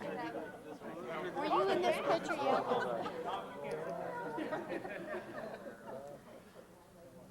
I was going to stand over there and talk for about 20 minutes like No, I you're usually not. do. That's right. Yeah, yeah. Come on. I want to make one quick introduction Yeah. for you. This is Dave Your Fortina. hands are He's cold. with Hi. Rockbrook Camera and Video. Nice This to is meet our you. this is our Talked about being Hasselblad at the tail man. end of the Oh. program, but Bummer. Well, I hope wonderful you're around. Thank you. Yeah, I got a good group here to work with. Hopefully, you'll be around for the talent of my shots. I was hoping there would be a Hazy up here someday. yeah, Ha. I will be. There's a clown in every group. Okay, I want you to line up for me. Just Saturday night mugshot. Okay. You know, that's called, yeah, I wish I could quote which instructor I've taken from so many. That's Hansen Fong, that'd be Hansen Fong. Hansen Fong called that reverse posing.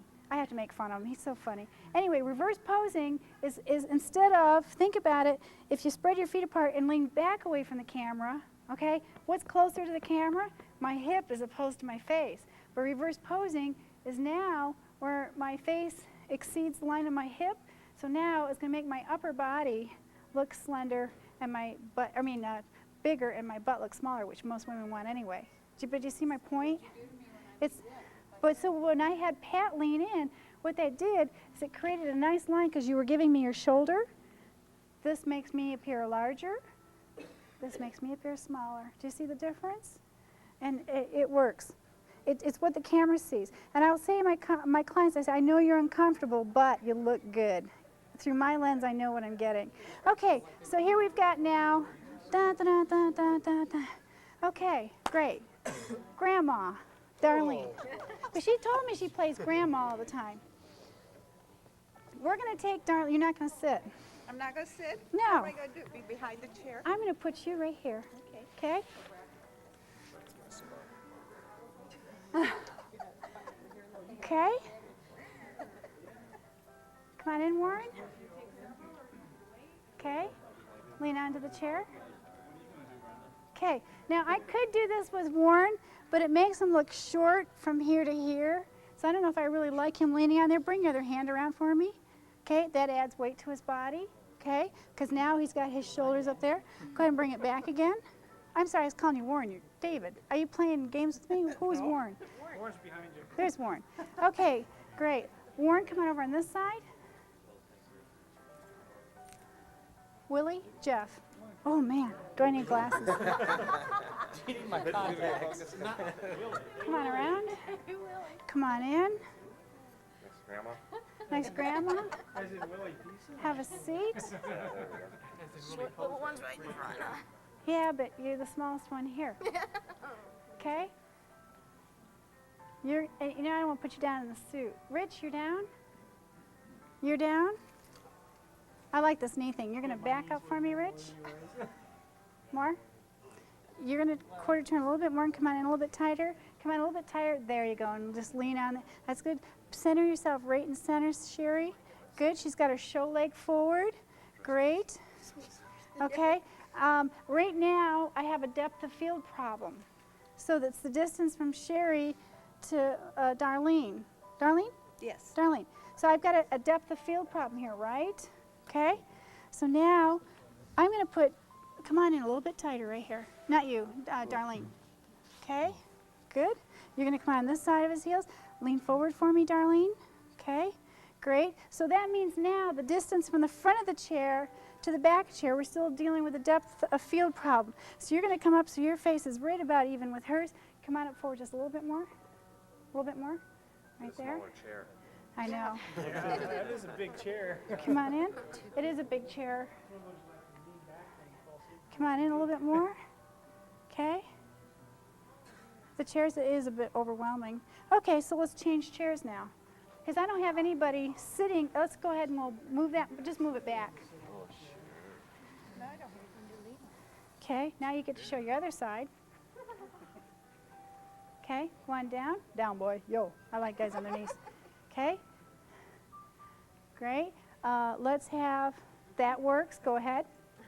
But the problem is I'm still dealing with a depth of field problem. So I want to bring them all forward. Come forward a little bit more. Rich, come over a little bit more with your leg because I'm going to bring him in and he's going to lean forward. There we go. Come on over here. Great. Go ahead and spread your feet apart. Put your hand in your pocket and lean that direction just a little bit. That's good. You're going to spread your feet apart too. And you're going to put all your weight on your left. Left? This left? Yeah, that left.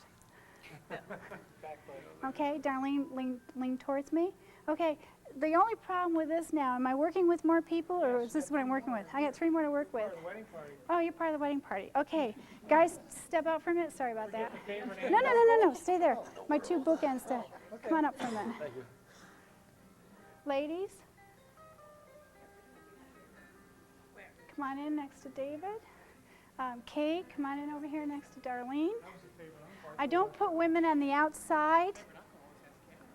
I never put women on the outside because as they quarter turn and face the bridal party, I don't want the spouse's back to his wife or girlfriend. So I use men as bookends. Sorry about that, guys. Okay? This is your son, right? Okay? Now, she gets lost in here, so we need to bring her out. Come on out. Come on in. Okay? Dad's here. Hold on. I got Dylan here with that's good. Okay? Come on around and fill this void right here. Great. It's getting there. Okay? Good. And now what you're going to do, and I never usually, does that sound right? Never usually put women on the outside. But in this particular case, it's going to work. Stand out here, Kay, for a minute. Watch this. Here's Kay. See how that works? Now, if I put her closer to the camera than him, she's going to look bigger. So I'm going to put her slightly behind, and here's then Kay. Does that work? Do you see what I'm talking about? So, time size-wise, go ahead and hop in there. Now, are you two married? Okay. Take a step back for me, Ron. And Joanne, take a step back for me. Okay. That doesn't bother me. Okay. Let's have the gentleman step out. Let's have. Coke can. That could have been interesting. Let's put this back just a tad further. Okay. Have a seat. Okay. Remember we talked about the visuals of a jacket. So we don't want this jacket opened this way because now I've added weight. And now we have the visuals here. Okay, she's going to tuck this one. Show leg comes forward. You're not going to sit all the way back. You're going to lean forward. Okay? Now down on your knees. Yes. I tell you what, let's switch. You're down on your knees. Let's take the taller one. Let's get rid of the height. There we go. Whew. But now you need to back up. And this leg, I want it to be fuzzy. okay. Watch that leg right there. Yes. Would you, That's what we would call you use the pyramid effect as far as photographing wedding groups, as far as family, or what? When I do bridal parties, the question is do I do the pyramid? If I'm doing bridal parties, it's not important to me that the best man is standing next to the groom, and oftentimes I do because it's always rare. Sometimes you'll see women in black, but oftentimes I'll put the maid of honor and the best man on the opposite sides, and then I'll alternate the colors, or I'll find different ways for head length, or pyramid. I tell them, first off, these are your best friends, your closest friends, and or family members. It should not be important that so-and-so is your best man and has to be standing right next to you. Okay, make sense? It's all, you're all tight, fun, knit group unit of friends. You need to back up. You're too close to the camera. Okay, and you could lean forward for me. Great, and go ahead and put your hand out further on the chair. Okay, but the other way. No, it doesn't work either. Go back the other way. Okay, open up your elbow a little bit more. What I'm trying to do is put width to his body because he's tall and slender. Great. Darlene, lean this way. Great. See what I just did? I said, Darlene, lean this way, and I went with her, so she followed me. And now lean towards me. There we go. Look how nice and slender she looks. Great. David, I can't work with you for some reason. I'm just kidding. David, take a step back. Okay? You're a problem child. Now lean forward for me. Okay? Go take a step back. Okay? We're gonna have to put Okay, take a anchor him on the back side so he didn't fall over there. But the whole idea is to bring his shoulders forward. Take a step back, Dave. Right there is better. Right there. Don't move. Okay, great. Joanne, open up to me a little bit more. Great. Dad, take a step back. Sorry, and I never say that out of disrespect. I just repeated myself what I say at weddings. Dad, take a step back. I don't say out of disrespect. It's just easier because I have all the names memorized. If I can call Grandma, Grandpa, Grandma, Grandma, Grandma, Grandma, I say it's not a disrespect. It's just to move on. But, I mean, there's an example. I'm working with any more people that weren't in the shot earlier. And that's a nice group. I made everybody look good and body size. You could probably even spread your feet apart. Which ones do you want to switch? The skinny guy and the other guy switch, and you hide his belly a little bit. Okay, good idea. Let's have David and Warren switch. Sometimes you have to work with what you got. That's a very good point. That's even nicer, and that's a very valid point. Sometimes you've got your couples already. And Kay now does hide the size of Dave. Dave, come on in a little bit more. There you go. Okay, so I mean that still looks really good to me. And Warren, if you put your hand in your pocket, be your right pocket. Your own pocket, Warren. There you go. Ooh. Okay, because sometimes by having a guy put his hands in his pockets is what it does. Instead of being here, look how it opens his body up. Do you see the difference from elbow to elbow? Okay, it will widen his body. But that's a nice shot, and everybody looks good. And relax your hands. This is called a bear claw. Okay, stress, and just relaxing the hand. Okay, this is good. Kay, lean forward. Okay, the back, upper, lean forward. There's your shot. So that looks good. Okay, what else can we work with groups-wise? How are we doing time-wise? I don't. Oh, I have a watch. I'm just never used to wearing one. Any questions? Any other routines you want to try? Okay, I'll show you some of my favorite bridal shots then, and then we'll wrap things up. Back in there now? No, I'll be right out. Me, and oftentimes they've hired me before they bought their dress. Okay, let's talk about it. The dress that goes from shoulder to shoulder with the big puffy sleeves adds width to the body because we're taking white and drawing it this way. If we do a Queen Anne look, which means the collar kind of dress, that makes them look shorter and squattier, okay? Because it cuts it off right at the neck. Regardless of body size, whether they're tall, slender, short, stocky, full-figured, doesn't matter. The most attractive dress, and brides listen to me on this, this is great, are the ones that are V-neck, because it frames the face. The ones that are V-shaped off the back because it narrows the butt from this point to this point. The longer the train, it carries the eye that way.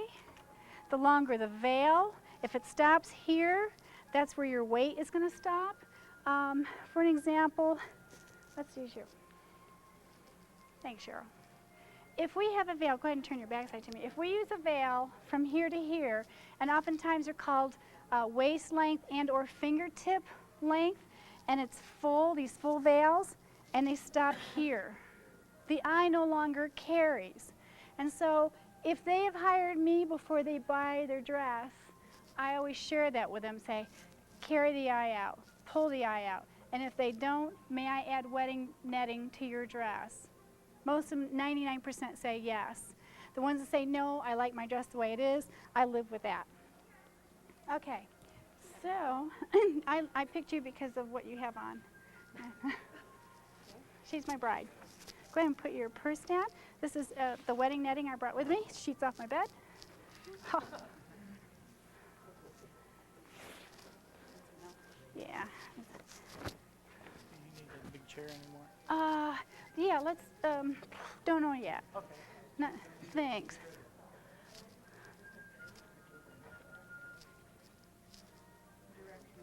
Okay, grab the tip end.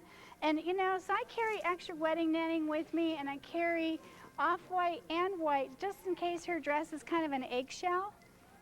Because we're working in a tight spot, I'm going to have Cheryl come right over here.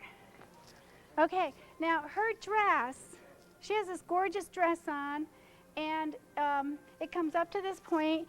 I'm just describing the typical dress. It'll have a U shape to it off the back, and her veil, let's say, is finger-tipped. That happens. And so I'm going to go and take the extra wedding netting, if I may, if it's not already long, and I'm going to tuck it into the back of her dress and even possibly put it in the back of her bra. Guys, you might be able to get away with this. I don't know. I'll never know. But if you're working with an assistant, you know, oftentimes you can ask a bridesmaid to say, would you please tuck this in the back of her strap so that it will anchor it. Okay, great. It's like that fishnet tooling. It's called tooling. I call it wedding netting, but it works. It's tooling, and most everybody has a Walmart. Yes. Walmart's about $2 a yard. That's where I buy mine. Cheap. Cheap. Sometimes you can catch it on sale for 7 cents. And the whole point is, I've got some shots. I have one with me where it was top of the Continental Divide, and because the wind kept going, and I couldn't move my camera angle because I didn't want Highway 6 in there. I just wanted mountains and bride and groom. So I actually had my assistant get up underneath the back end, and she was down on her knees, hands and knees, with her hands stretched out to hold the veil down. I don't care what it takes. And of course, that's when we hear the words, Heather, I've never felt so close to you. And of course, we all lost it at that point, and it's minus 30 wind chill. But she was down on the snow, on the ground, holding the dress down for me. Okay, she knows how she has already transferred her weight, so her show leg is what shows right here.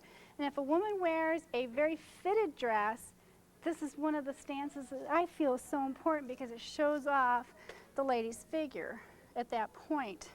Now, also what I'll do is make sure that the back of the veil is draped so it looks like it's attached in part of her dress, that there's no separation. I do have one shot that shows separation, but I still like it. But you see from your angle how it looks like it all belongs as part of her dress. So that's one shot right there. It's not a shot, but I mean it's an idea. So it's pulling the eye that direction. Now one of the pictures that's really pretty that you've seen, like the bride, top of the divide, that's not really a bride, my 16-year-old Summit High School student, she's going to reach around, and it's between these two fingers right there that when one takes, see, I'm going to pick it up forward just at the point of where I want it to come up. Okay, that drapes real nicely. And between those two fingers, now she can point that. It feels awkward, but look how dainty it looks. Okay, bend your wrist just a little bit more. There we go. And see the bend in her wrist? Okay, that's so elegant, and it's tough for her to hold it that way, isn't it? Okay, and now what I want you to do is put your hips this way. Her name's Gumby today. Okay, but right now she's leaning away from you. Instead, I want you to look over at your shoulder and twist a little bit at the waist. Okay, watch the difference here, because you're gonna copy me. Okay, there's a shot right there. She's looking up and off her shoulder.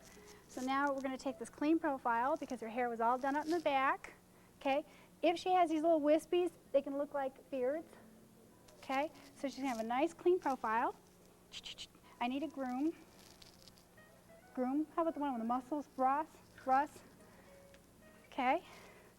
Here's a shot where now you're going to step in. This is going to ground to his waist. Okay. He can pull her hips towards him. Okay. Spread your feet out. Okay. Bring this leg out. Just spread your legs across like this. And now transfer, come out just a little bit more. Okay. And now you're going to transfer your hips towards her. That's it right there. And now look at your bride. Okay. Pull your hips in a little bit tighter. He'll enjoy it. There you go. But I mean, look at this shot where he's looking at her and she's looking up and off and down towards the back. This is a tough shot for her, but it works well and it sells and it's very elegant. This sells for me. Okay, now look at him. Okay, come right around with your chin. I know it's so hard. Do you know each other? We do now.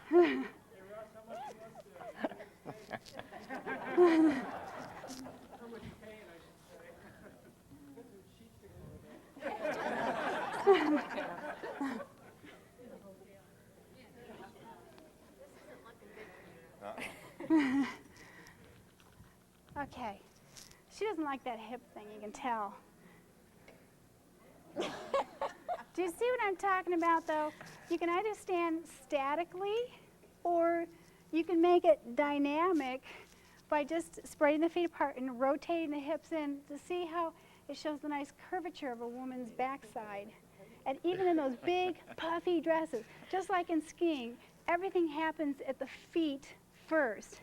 And if you stand here, I'm leaving these couple cuddled, hold on.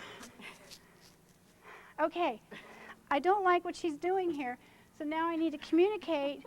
What I want you to do is take a step back for me, Cheryl. Okay? Now quarter turn your hips towards me. Okay? Let's take another step back. Tuck your hips towards him. Look at that shot, how I just took weight off her. And she's tiny already. Okay? But look how now, by showing the natural curvature of the body, look how strong this is right here. I will never ask a man to point his toe, but by separating his feet, remember this is so good because it works all the time and guys don't mind doing this, and transfer your weight over. Now this works. It's a lovely shot. There's the veil. I try to keep things on the same plane. Okay, now the other shot is, don't move, Cheryl. You're going to step back another inch or another foot this way. Okay, and now I want you to put your hand in your pocket and lean towards her. Okay, that's another shot right there. I've separated them just a little bit. The other thing, hold hands. That hand right there. Now I'm going to take the bouquet and put it back in her hand. There's another shot. If I put the bouquet in her hand, rotate the hips a little more towards me, lower the hands. There you go. Take a step back. That a girl. Now, the other thing on bouquet, you know how they have, you can relax for a second. You know how they have that little handle thing? Okay? I don't know anybody that doesn't have a sleeveless top on. If I hold the bouquet like it's supposed to be held, yes, I'm getting married. You're going to have these huge muscles, and oftentimes the dresses, if they're cut real nicely, you will see a muscular bride holding the bouquet. All right, you got me on that one? So watch what happens now if you relax your hand out this way, okay? If you take that funny shaped thing and put it right between the fingers right here and put your thumb in the flowers, you can actually cup it and you can move it anywhere you want, the flowers, okay? And then this way now, look at the nice line it creates. And by actually pulling your elbow away from her waistline, because instead of here, you can't see this cute little waistline. And even if she is a wide body, she still has her dress where it comes out. By moving her elbow out a little bit just to show some light through there, shows off her waistline, but having her turn quarter turn narrows her and slenders her body. Having her lean towards the camera slenders her body. But see the difference? And then this hand, okay, here's pose, right? Muscular looking, beefy looking. Or quarter turn them, hand down, put the bouquet into her hand. The other hand, instead of being underneath, can come right up on top, bending the wrist. Who was it that said if it has a joint, bend it? Was that Don Blair? Yeah, I think that was Tom Blair. Don Blair, if there's a joint, bend it. Okay? And so they would take the hand, and let's do, instead of having my weight on the back foot, let's do a reverse posing hands and thong. I can almost quote every instructor. And take this hand now and then stick it on top of the bouquet. And because I don't want the S curve, which is great, I like the S curve if she has a high neckline or if we put hair there. But now instead of digitally having all the hair, the lines removed out of her neck, I'm going to have her give me a soft tilt. And it smooths out this nice neckline and gives a nice breastbone look. Okay? Any questions on that? It's really easy. But do you see the difference? As I go through the poses, here's frontal. Ugh, I don't like this pose. Oh, it's not a pose. It's a mug shot. Okay? Quarter turn them. That's for starters. Separate the feet apart for balance. Lower the hand. Put the other one on top. There's your shot. It's so simple. And I work real fast once I get working with brides. Another one of my favorite shots, come on over here. Oftentimes I'll show the groom this. You're fine right there. Is I'm going to have him take her hand, and it almost looks like a dance shot. And he's going to hold it ever so gently, and she's going to look down at her rings, and he's going to look at her. And that also is a really good, strong shot, and it doesn't look too posed. I'm really striving hard. Look at the shot. I'm striving really hard. You're going to stand up a little bit taller, and because now I'm going to have him turtle his head a little bit more towards her. There you go. And she's going to look down at her rings. I take the bride. There you go. Because now, by tilting her head, pulls them in together. There's the shot right there. She's looking at the ring. You can even lower it down a little bit. Let's say that, yeah, that works. This hair right here is going to look like she has a beard. So I need a clean profile. But look at the difference now for those of you standing over here. If her hair is swooped back, there's the difference. Do you see what I'm talking about? Nice, clean profile. Otherwise, she has a beard. That's what the camera sees. Are we doing okay? Should I do more? Okay. I don't know. Tell me. More on bride and groom? Okay. Think. Let's see if I got the right heights. If I don't have the right heights, I use chairs. I carry 4 Rubbermaid stools. They're all of different heights. So this way, this is good because I like their heights. Okay, now I want the bride to back up. So I'm going to take her down and go beep, beep, beep, beep. Okay, she knows now I meant for her to back up when I beep. Okay.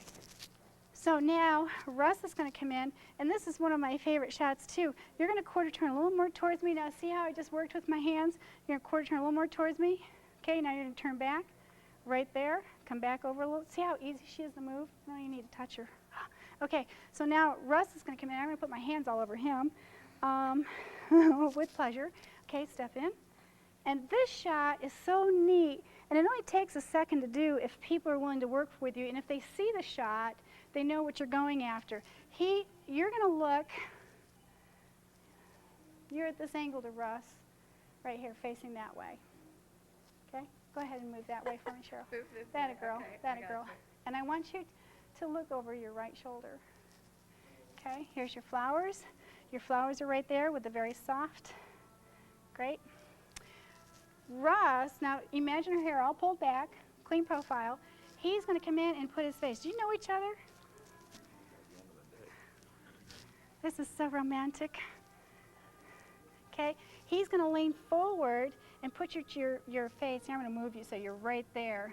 You're going to look past her nose. Come on up a little bit more with your cheekbones. This is one of my favorite shots. Very soft smile. That's a grin. There, that's it. Show your teeth. And you know, the thing is, it's so important to get the same expression on both of them, so she doesn't have a full grin on her face, and he's like really serious. You want the same. And you know, I want the two of you to think of like a baby. I'm sorry, that was the wrong thing to say. You know when you look down at a baby for the first time and your face has a tendency to go, ah, and it softens? Okay? Oops, sorry. Let me move you. Right there's my shot. Come up a little more with your face, okay? But this won't even be here. And look right past her nose. Because in the image, you look right at my hand over here, Ross. Okay, right there's the shot. It's right here. You'll have floral. It's romantic.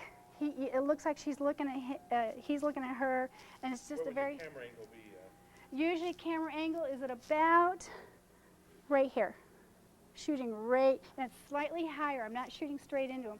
It's just slightly higher, right here. If I go too high, he's going to look like all nose, and his nose will fall into his mouth.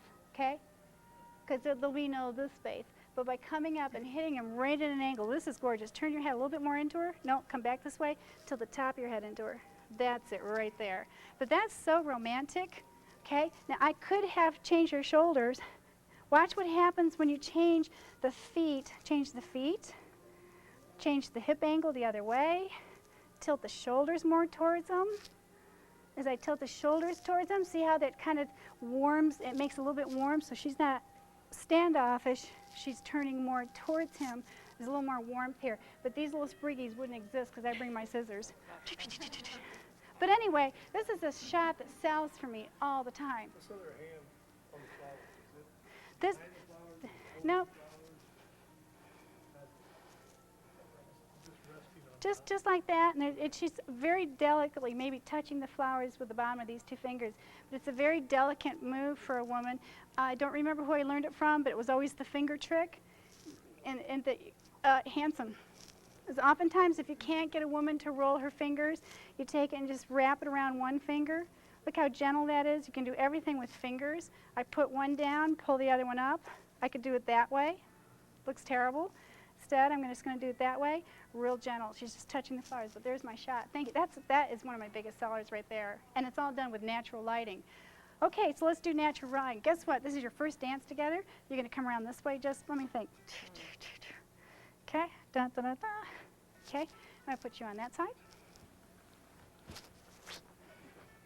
Actually, you don't need this anymore. You're unbustled. Let's do it with some natural lighting situation. Go ahead and back yourself right in behind Russ, like you just were over here. But there you go. Okay. He's going to come in. We're just doing everything in reverse. Okay. Do everything in reverse. Everything. So we're going to drop our shoulders towards him. Not a lot. It's just a little bit. It's just a very soft. Okay. And this is the hand with the floral. Okay. Show hand, floral. The other hand up. Great. You're going to turn your face back over this way. That a girl. Look at the pretty sun. Look at the highlights. Sorry for manhandling it like this. But see the lighting hitting her face right here? Look at the natural lighting. Now I have this wonderful side profile light even hitting Russ as he comes in. Do you see what I'm talking about? And that is such an easy shot. I mean, it goes together. Put your head right up against hers and look past her nose. Okay, turn your head a little bit more towards her. That's it. Look how he looks like he's looking at her. There's my shot right there. That is just so sweet. Thank you. Now you know each other real well. Thanks. That's one of my favorites. Let's talk about sometimes, and this works really well. I'll wrap things up here shortly. Sometimes I get families who have said, we want you for the whole wedding day, and we also want you for the following day for family picnic, or sometimes they'll do their family picnic on a Friday, and they'll hire me for Friday's portraits of doing families together, and then Saturday weddings, and or I've seen it go the other way. And you'll say, well, Diane, let's see, if she's doing her marriage vows at 5 p.m. in the evening, when do you take these mountain shots? We've done them as 6 o'clock, as early as 6 o'clock Sunday morning, because their plane leaves at 10:30 or 11. If they want these, they're going to get up when I ask them to. And sometimes I've picked them up at 6 o'clock in the morning, pile them into the Explorer, and head up to a mountaintop or head to some faraway place, not far away, but close. You don't have to go too far in Summit County to find scenery, and take them to a location done early in the morning. Now, if it's a local couple, when you come back from your honeymoon, we do mountain environmental portrait at that time. But once 30 days is gone, I don't do it. 30 days, why? Because the weather changes. in August, September, we could have snow, and it won't truly represent the time of the year of which they got married, does it? Okay, so now let's go ahead and work again, and we'll pick K. We'll do K. You're up. You're up. I gotta get people that don't mind being on the floor. Kay didn't mind being on the floor. The other thing is when I put people down in the dirt, I bring with me a felt that I put down that they can sit on, and then I tuck it up underneath them so you can't see it with the camera. Rush your back in, because I want to pick people that are comfortable with what they have on that you don't mind sitting on the floor. You're in. Okay, let's try this. Let's say that we're out by a lake and I have a family that I have to put together, and this is so easy. This is Mom. Mom, I'm going to put you down on the ground, and the thing is that I don't want her knees towards the camera, so instead I'm going to have her put her knees off to the side, but extend the lower part of her leg, and again the upper leg is the show leg.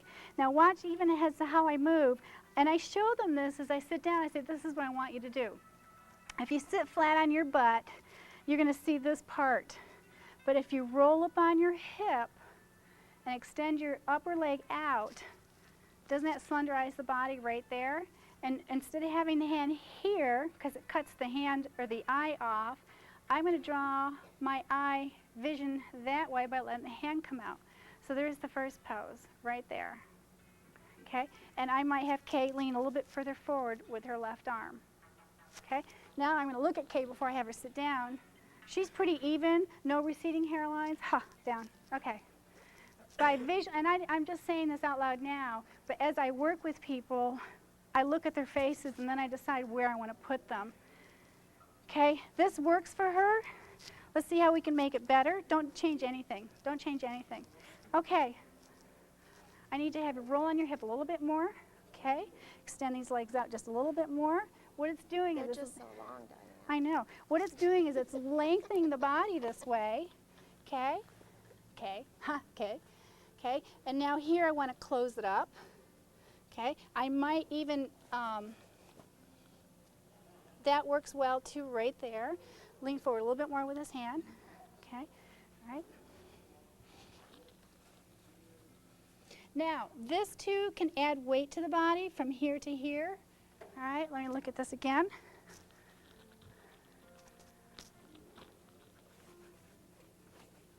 Okay, now bring your arm down.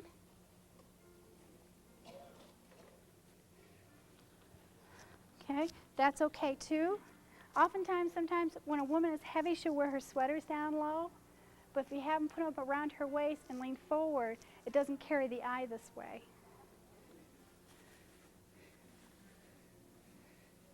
Okay, that works for her. All right, let's bring in you, sir. This is her husband. And I know people have this thing about crotch shots, but this is a very strong pose for a guy, and you really can't see down that way if he leaves his hand at a very comfortable position. Okay, right there. Okay, so that's you. I'm glad I didn't wear a suit today. Okay, this is good.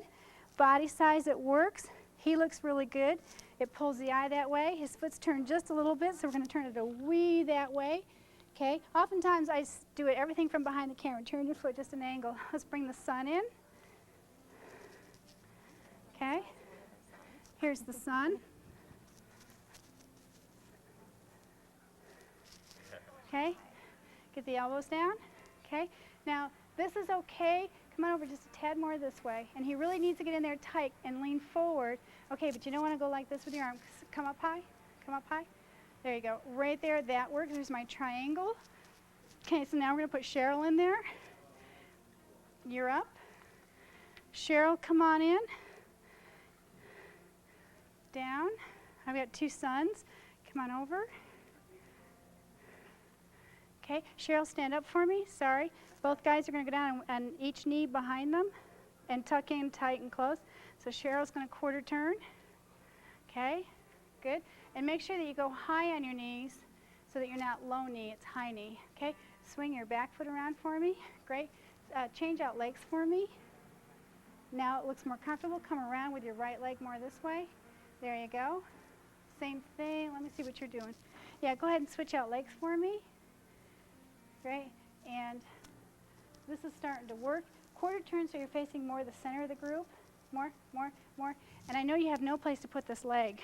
And unfortunately, you're going to have to put it right here by Dad's back foot.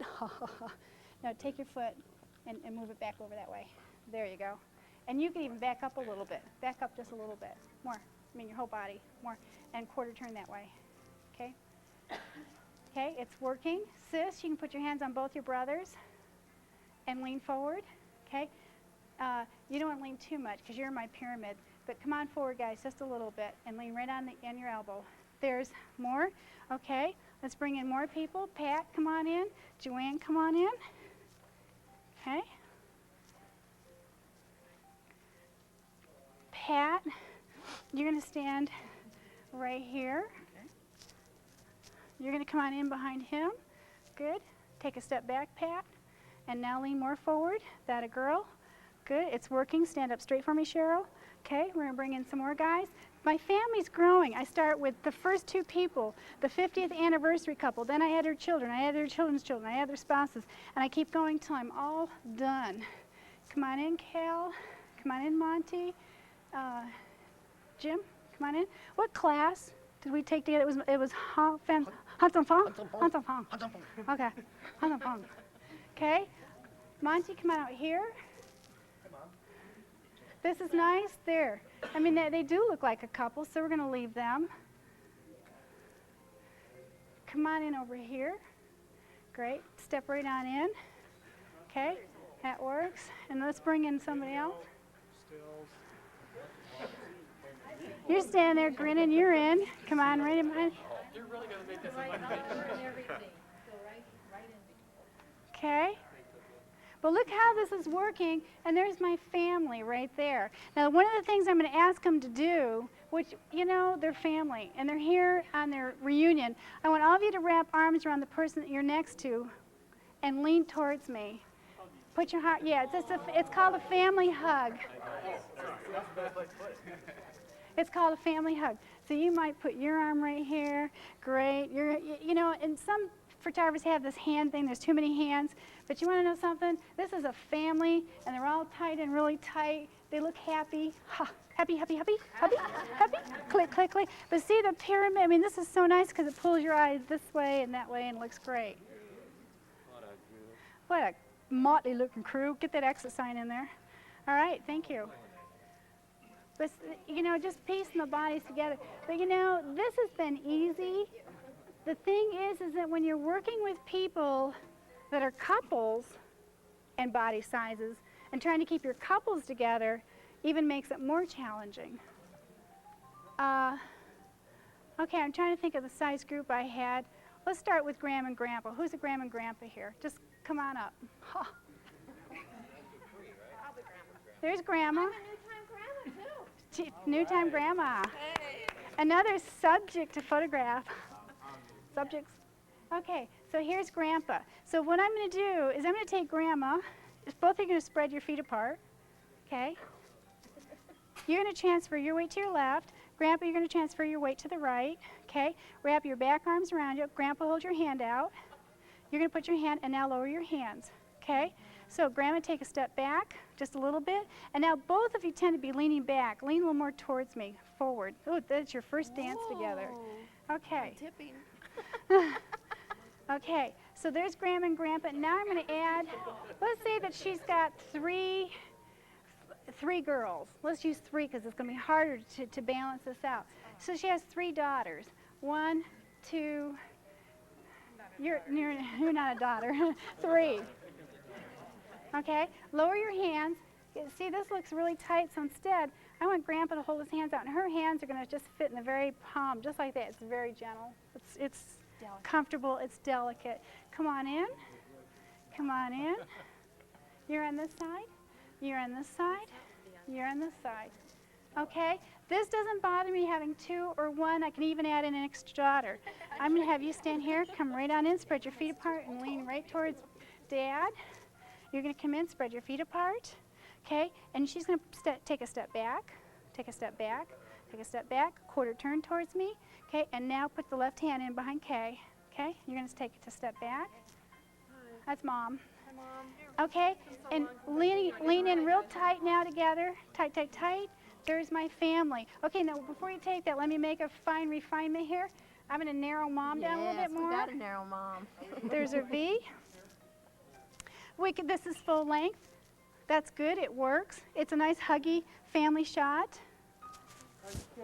Huggy kissy. Okay, so now take a step back for me. Okay, you can drop your hands off each other for a second. Now I'm going to add in their husbands. Okay, I need 3 husbands. 1.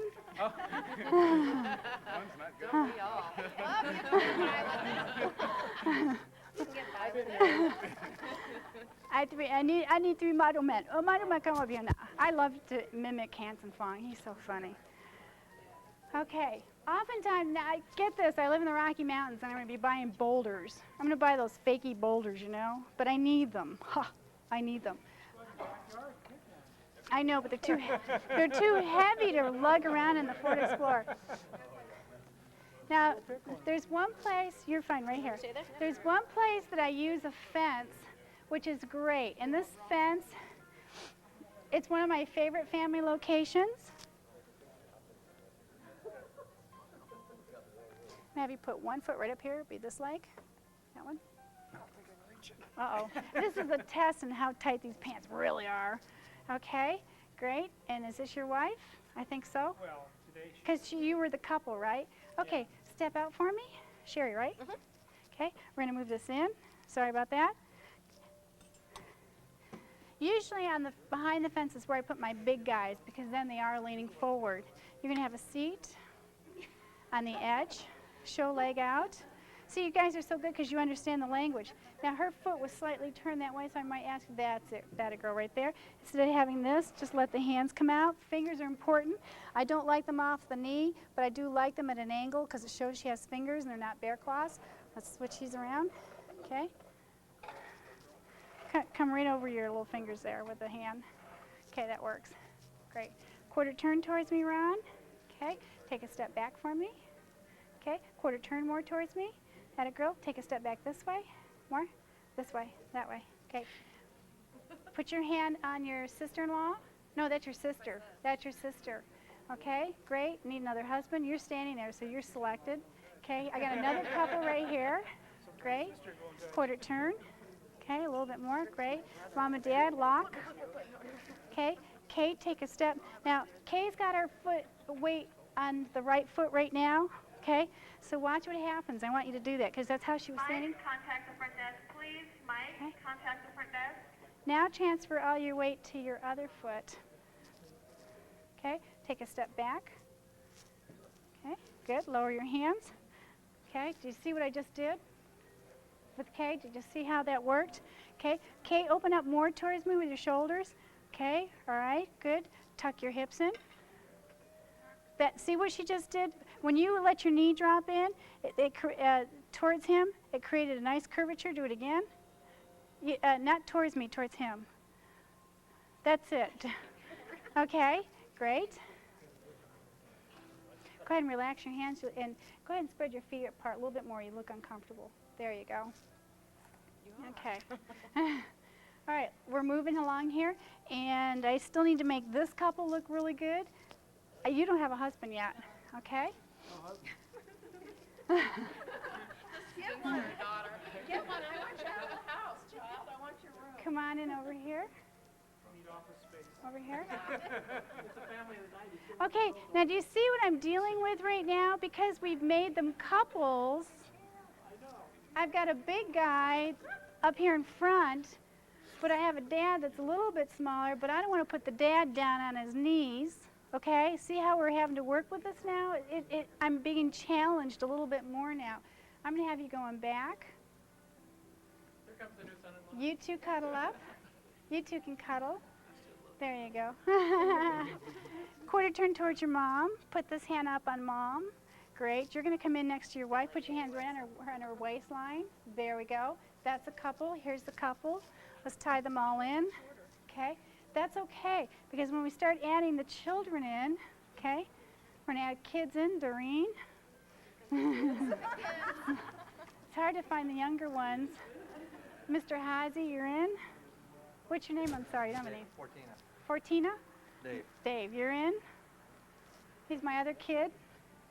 Okay. Come on. You're down on one knee. You're down here with your legs going off that way. This is my last group, and then we'll go in and finish up. Okay? And remember to extend your legs out there and roll up onto your hip. Okay? Good. And stay having your hands. That's it. That's better. And bring your, okay, now this is another point to be made, because don't move. See how this leg looks amputated? Okay, so now she's going to move that left leg, your other left. There you go.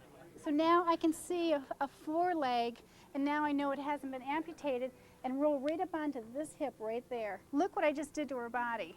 Do you see the difference? From sitting on her back, this really drew the eye that way. Mike, call the front desk, please. And she's probably very uncomfortable, but she looks good.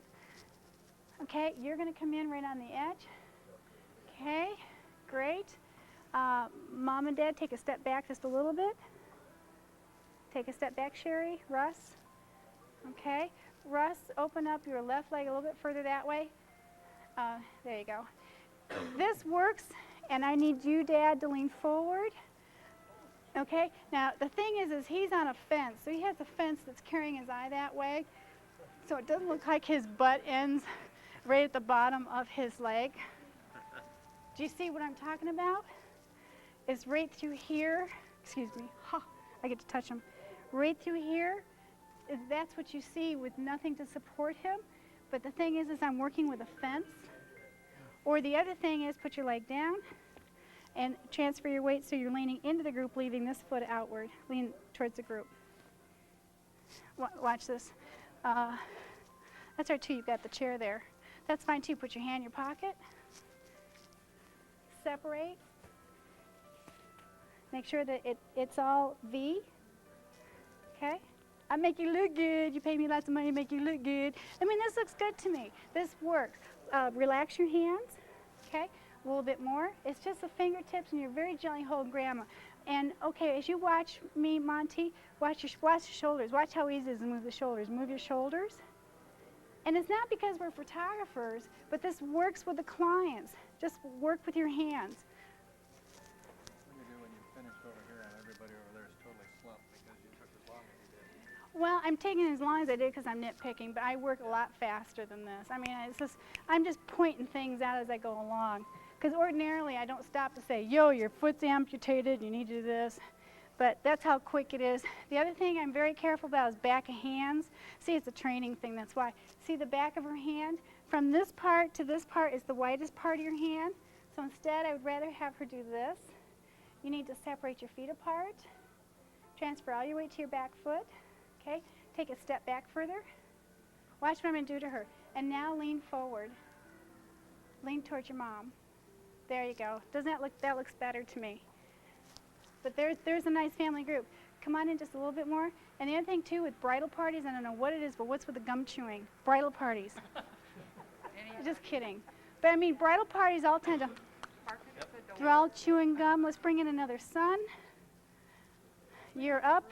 You're down. You're going to come on in over here. You're going to go all the way down. So now you're going to sit like this. And you're going to go down on one knee for me. Come on over just a tad more. And now you're going to go up on the other knee, your other right. Ha. Okay, and come on in a little bit tighter this direction. Okay, and see how that works now too. The more people I work with, see how these two are my bookends? This is a very feminine pose for her. This is very strong for him. That works for him also. Let's quarter turn a little bit more, Russ. Take a step back for me. Watch the foot. Oh, you almost lost your fingers. Okay, and so anyway, that's how I work, and it works really well. And you can almost see from Kay, even though she's the smaller one, I didn't do this intentionally, but see how it comes out and then drops down again. I was actually working with couples this time. Okay, anything else? No, okay. It was pretty embarrassing. But anyway, to sum it up, I mean, we've all dealt with that situation before, that when you're dealing with couples and they're in pairs And it was easier going you when you got bodies to work with. But when they're paired and you're trying to keep your pairs together, oh my God, talk about being challenged. That's the hardest. And the more props you can use, fences. I use fences. I'm going to buy my own boulders. That's next. Klosha Asenpai. And what else do I want? I try to mountains. That's always there, no matter which direction you're looking. But I really strive to keep things natural. No houses. No, we know telephone poles. Huh. But just strive for the most natural, scenic image I can find. And this is one of my favorite places to do families because the boulders are already there. But now it's the time of day and the lighting situation that presents a challenge, and they have to get up awful early to have that location. Okay. And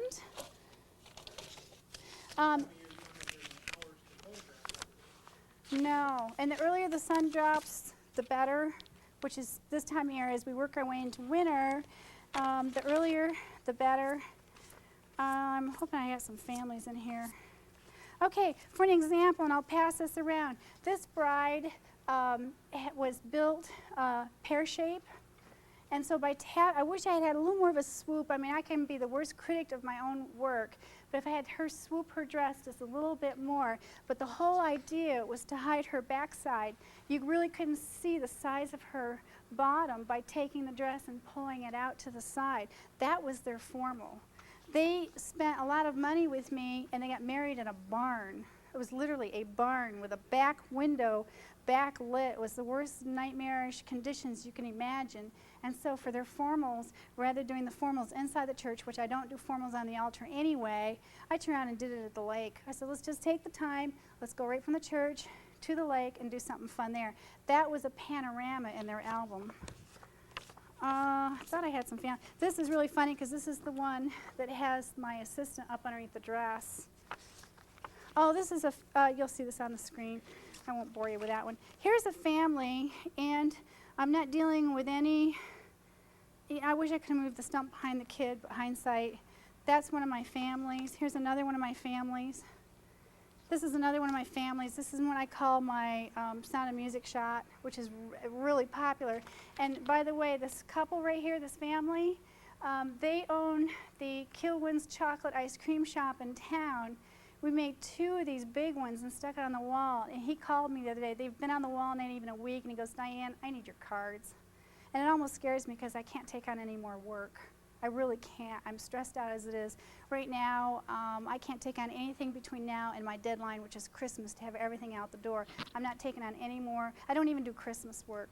But that gives you an idea. Those are big prints. They're framed beautifully, and they're in their chocolate shop in a resort community. So my phone rings. That's nice. Well, those were the families I wanted you to see. But anyway, these are the cards. This is the one that took second place in state.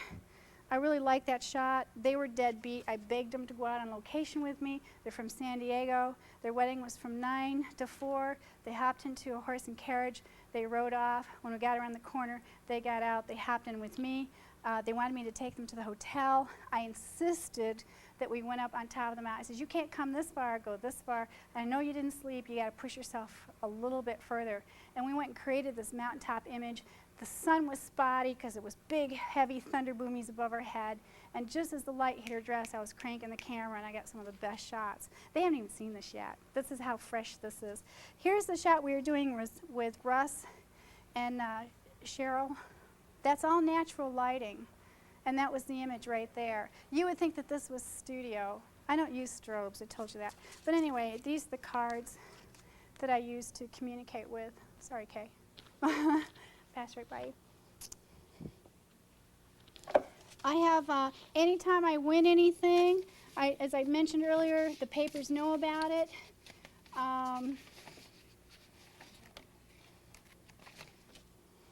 This is one that I just cut out that was 10/15 of 97. Dian McGowan, a local wedding photographer, was honored. Our convention was the 12th and 13th. That was a week ago. And I tell the paper right away because that's my best source of advertising is every time they see my name come up. There's another one, too, on Sage Crow, which I'll show you in a minute. And you're welcome to take some of these and pass these around. I have extras of those. Those are always fun. When I moved there 5 years ago, 1,200 year-round residents, but it quadruples, multiplies in the wintertime. And then we have Summit County, which, there's Keystone, Frisco, Copper, Dillon, and it's that whole surrounding area. Sorry? That's why it's so easy. Well, yeah, but you know what? I called and I said, this is what I just recently won. And she goes, Diane, we just highlighted you last month. I said, I know. I said, but I just had to toot my horn one more time because I just not cleaned up, but I did very well at state. And she went, just fax it over to me. I know they didn't want to, but they did it anyway. And she didn't flour it. Is this your train? Yes. See the separation? But it didn't bother me because it was the best shot. But you see where her veil ends? If you look real closely, you can see where her veil ends. Okay? So yeah, that works. These are the covers of our professional photographers of Colorado. So they select always the first and second place images from our Colorado State and or Rocky Mountain, and they put them on these wonderful covers, which I thought were really neat. And it's all done by that digital camera guy by the name of Don Emmerich. I mean, they do all that kind of stuff. That was top of the Continental Divide, and that was a month ago. Did you add the train? Yes. The train is added to that one, too. And if a bride says, no, I don't want to add it to my dress, I respect that, and I won't do it. And this just happened a month ago. She said no, and after, no extra added. Downtown. Yes, downtown Breckenridge. Yeah. Used to be a bordello 100 years ago. Now it's a restaurant. But what's interesting is the bride didn't want any added extra food for to her dress. And it went down. That was it. And so I went and captured her shots with the beautiful Keystone Ranch behind them and the wagon. And I turned and said to her, after I captured the ones that she wanted, I said, I did bring the wedding netting. I said, if you don't mind, I said, may I just capture a few shots of you with it, because that's what I win competitions with, is because of the dramatic impact that it provides. And she goes, yeah, go ahead. So I started putting on the back of her dress, and her mother was in the distance going, Diane, I told you. And she started raising her voice. And the bride said, Mom, that's okay. She goes, I told her she could. So I started adding the wedding foo-foo, and I pulled it out and went, and then I heard, Diane, I'm beginning to hate you. You're always right, was mother of the bride. I mean, it did. And so I told her, even though I'm the one that puts all the images in her album from start to finish, I told her, I said, I'm going to give you the images for cover with your dress, with the wagon, and you decide which one is your cover. And the one she sent back to me was the added foo-foo. Pulls the eye that way. It's awesome. Real quick, I told you about the V-necks. The ones that are nightmares, and I do carry a hook. It's like a crochet hook. Ladies know this. That the back of those dresses, after they're married, they bustle them up. And they're a nightmare when those little buttons, and they have these little things. Once they get on, it's terrible to try and get them off. And so I carry a crochet hook, because once I take them on location, I'm done.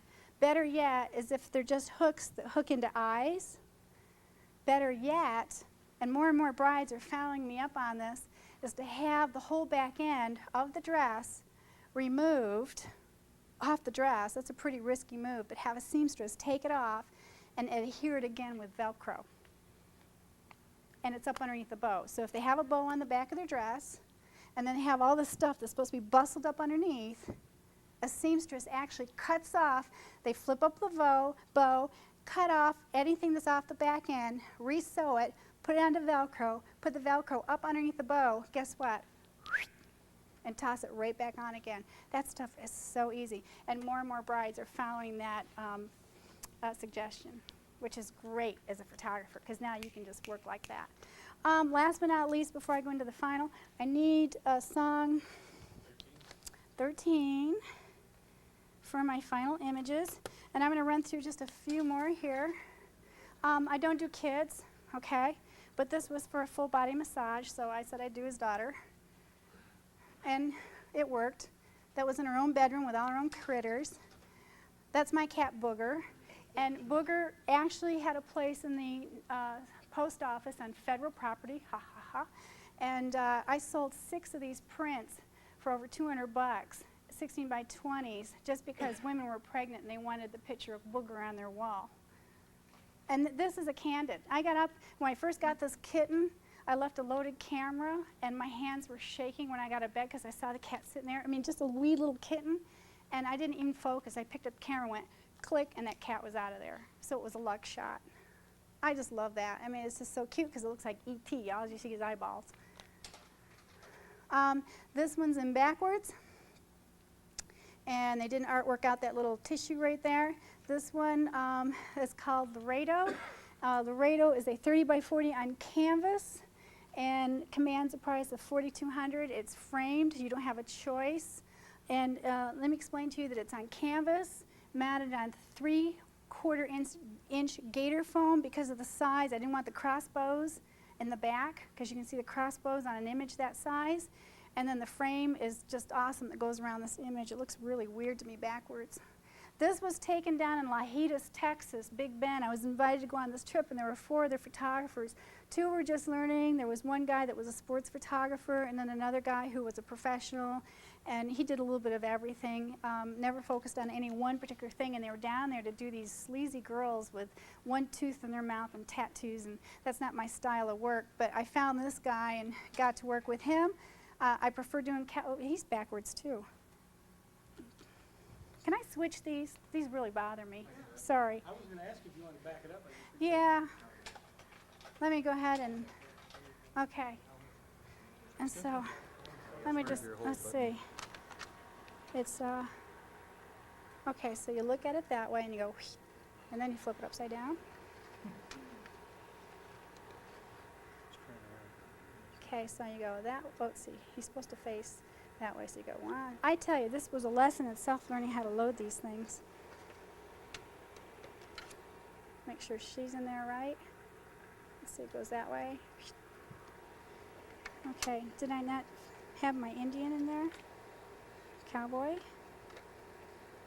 Oh, there she is.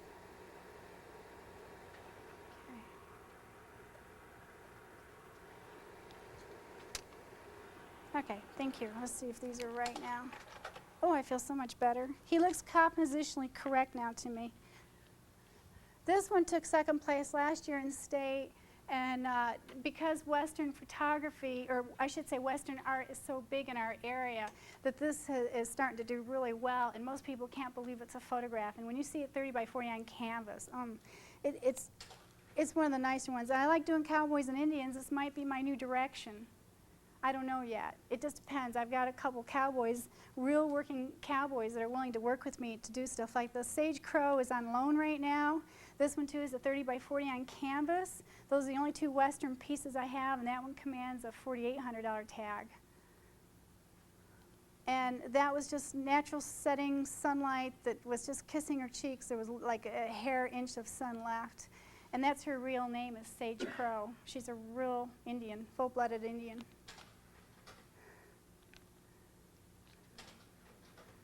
Oops.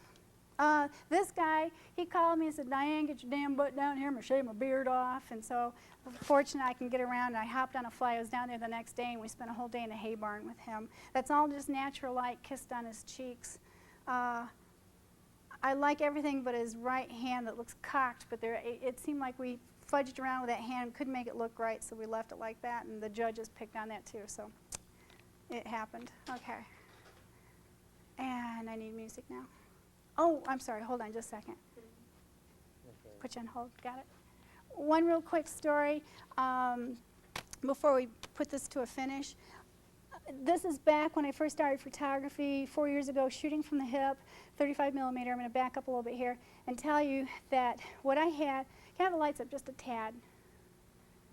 Because you got to see this. I mean, I got to tell you. Here's my family in a church. I'm facing the altar, okay? And I got bride's family on one side, groom's family on the other, and it's so quiet you can hear a pin drop, okay? And anyway, for some reason, we get halfway through this whole session, we're doing bride, groom, bridal party, blah, blah, blah, blah, blah, trying to get all this set up, and my lights wouldn't fire off my camera, and I couldn't figure out why. And I was too amateurish, I didn't know. I couldn't figure it out. And not only that, but before the ceremony, and these were pictures being taken after the ceremony, before even the ceremony started, I had to go to the bathroom. And so at this point now, my flash isn't working, nobody's talking, it's dead silent. I said, okay, let's take 5. And that's one of my policies, is take 5. We stop what we're doing for just a few minutes. So I put my camera down, and the length to go from here was like walking down that long hallway to get to the bathroom. And the outfit I had on, I'm still in one pieces, but the outfit I had on had these little Victorian buttons from here to here. And so I put my camera down, and I'm saying to myself as I'm running out the door of the church, don't let them see you sweat, don't let them see you sweat, don't let them see you sweat, don't let them see you sweat. And I'm working every button nervously as I try to get down to the lower button. And as you know, the closer you get to the bathroom, the greater the urgency it becomes. That's a very good word. And so by the time I got into the bathroom and pulled my suit down, I had peed all over myself. And so not only was I peed off, I peed on, peed off, my lights didn't work. I mean, it was bad news. I had to laugh at myself thinking, God, is the mic on while I was in there doing business? So anyway, I did up all my buttons, the whole back side of me, from my shoulders all the way down to the back of my outfit was wet. Okay? I can't believe I peed on myself. And so I'm going back down the hallway, put all these big Victorian buttons back on, and I get back in there, and nobody had moved. The bridal party didn't move. Nobody was talking. It was the most unbelievable. I mean, I need activity and noise and action around me while I'm working. And so anyway, I went over and I picked up my lights and said, oh, please, oh, please, oh, please, and I switched on and they worked. But that, everybody has the most embarrassing moment in their life, and that was mine, but I don't think everybody knew what I was going through. Thank you. I wanted to share that with you. Huh? You wear that outfit? No. I wear zip outfits that are quick, or I wear skirts, whatever I can take care of business quick and get back out there, but never any button outfits anymore. Thank you.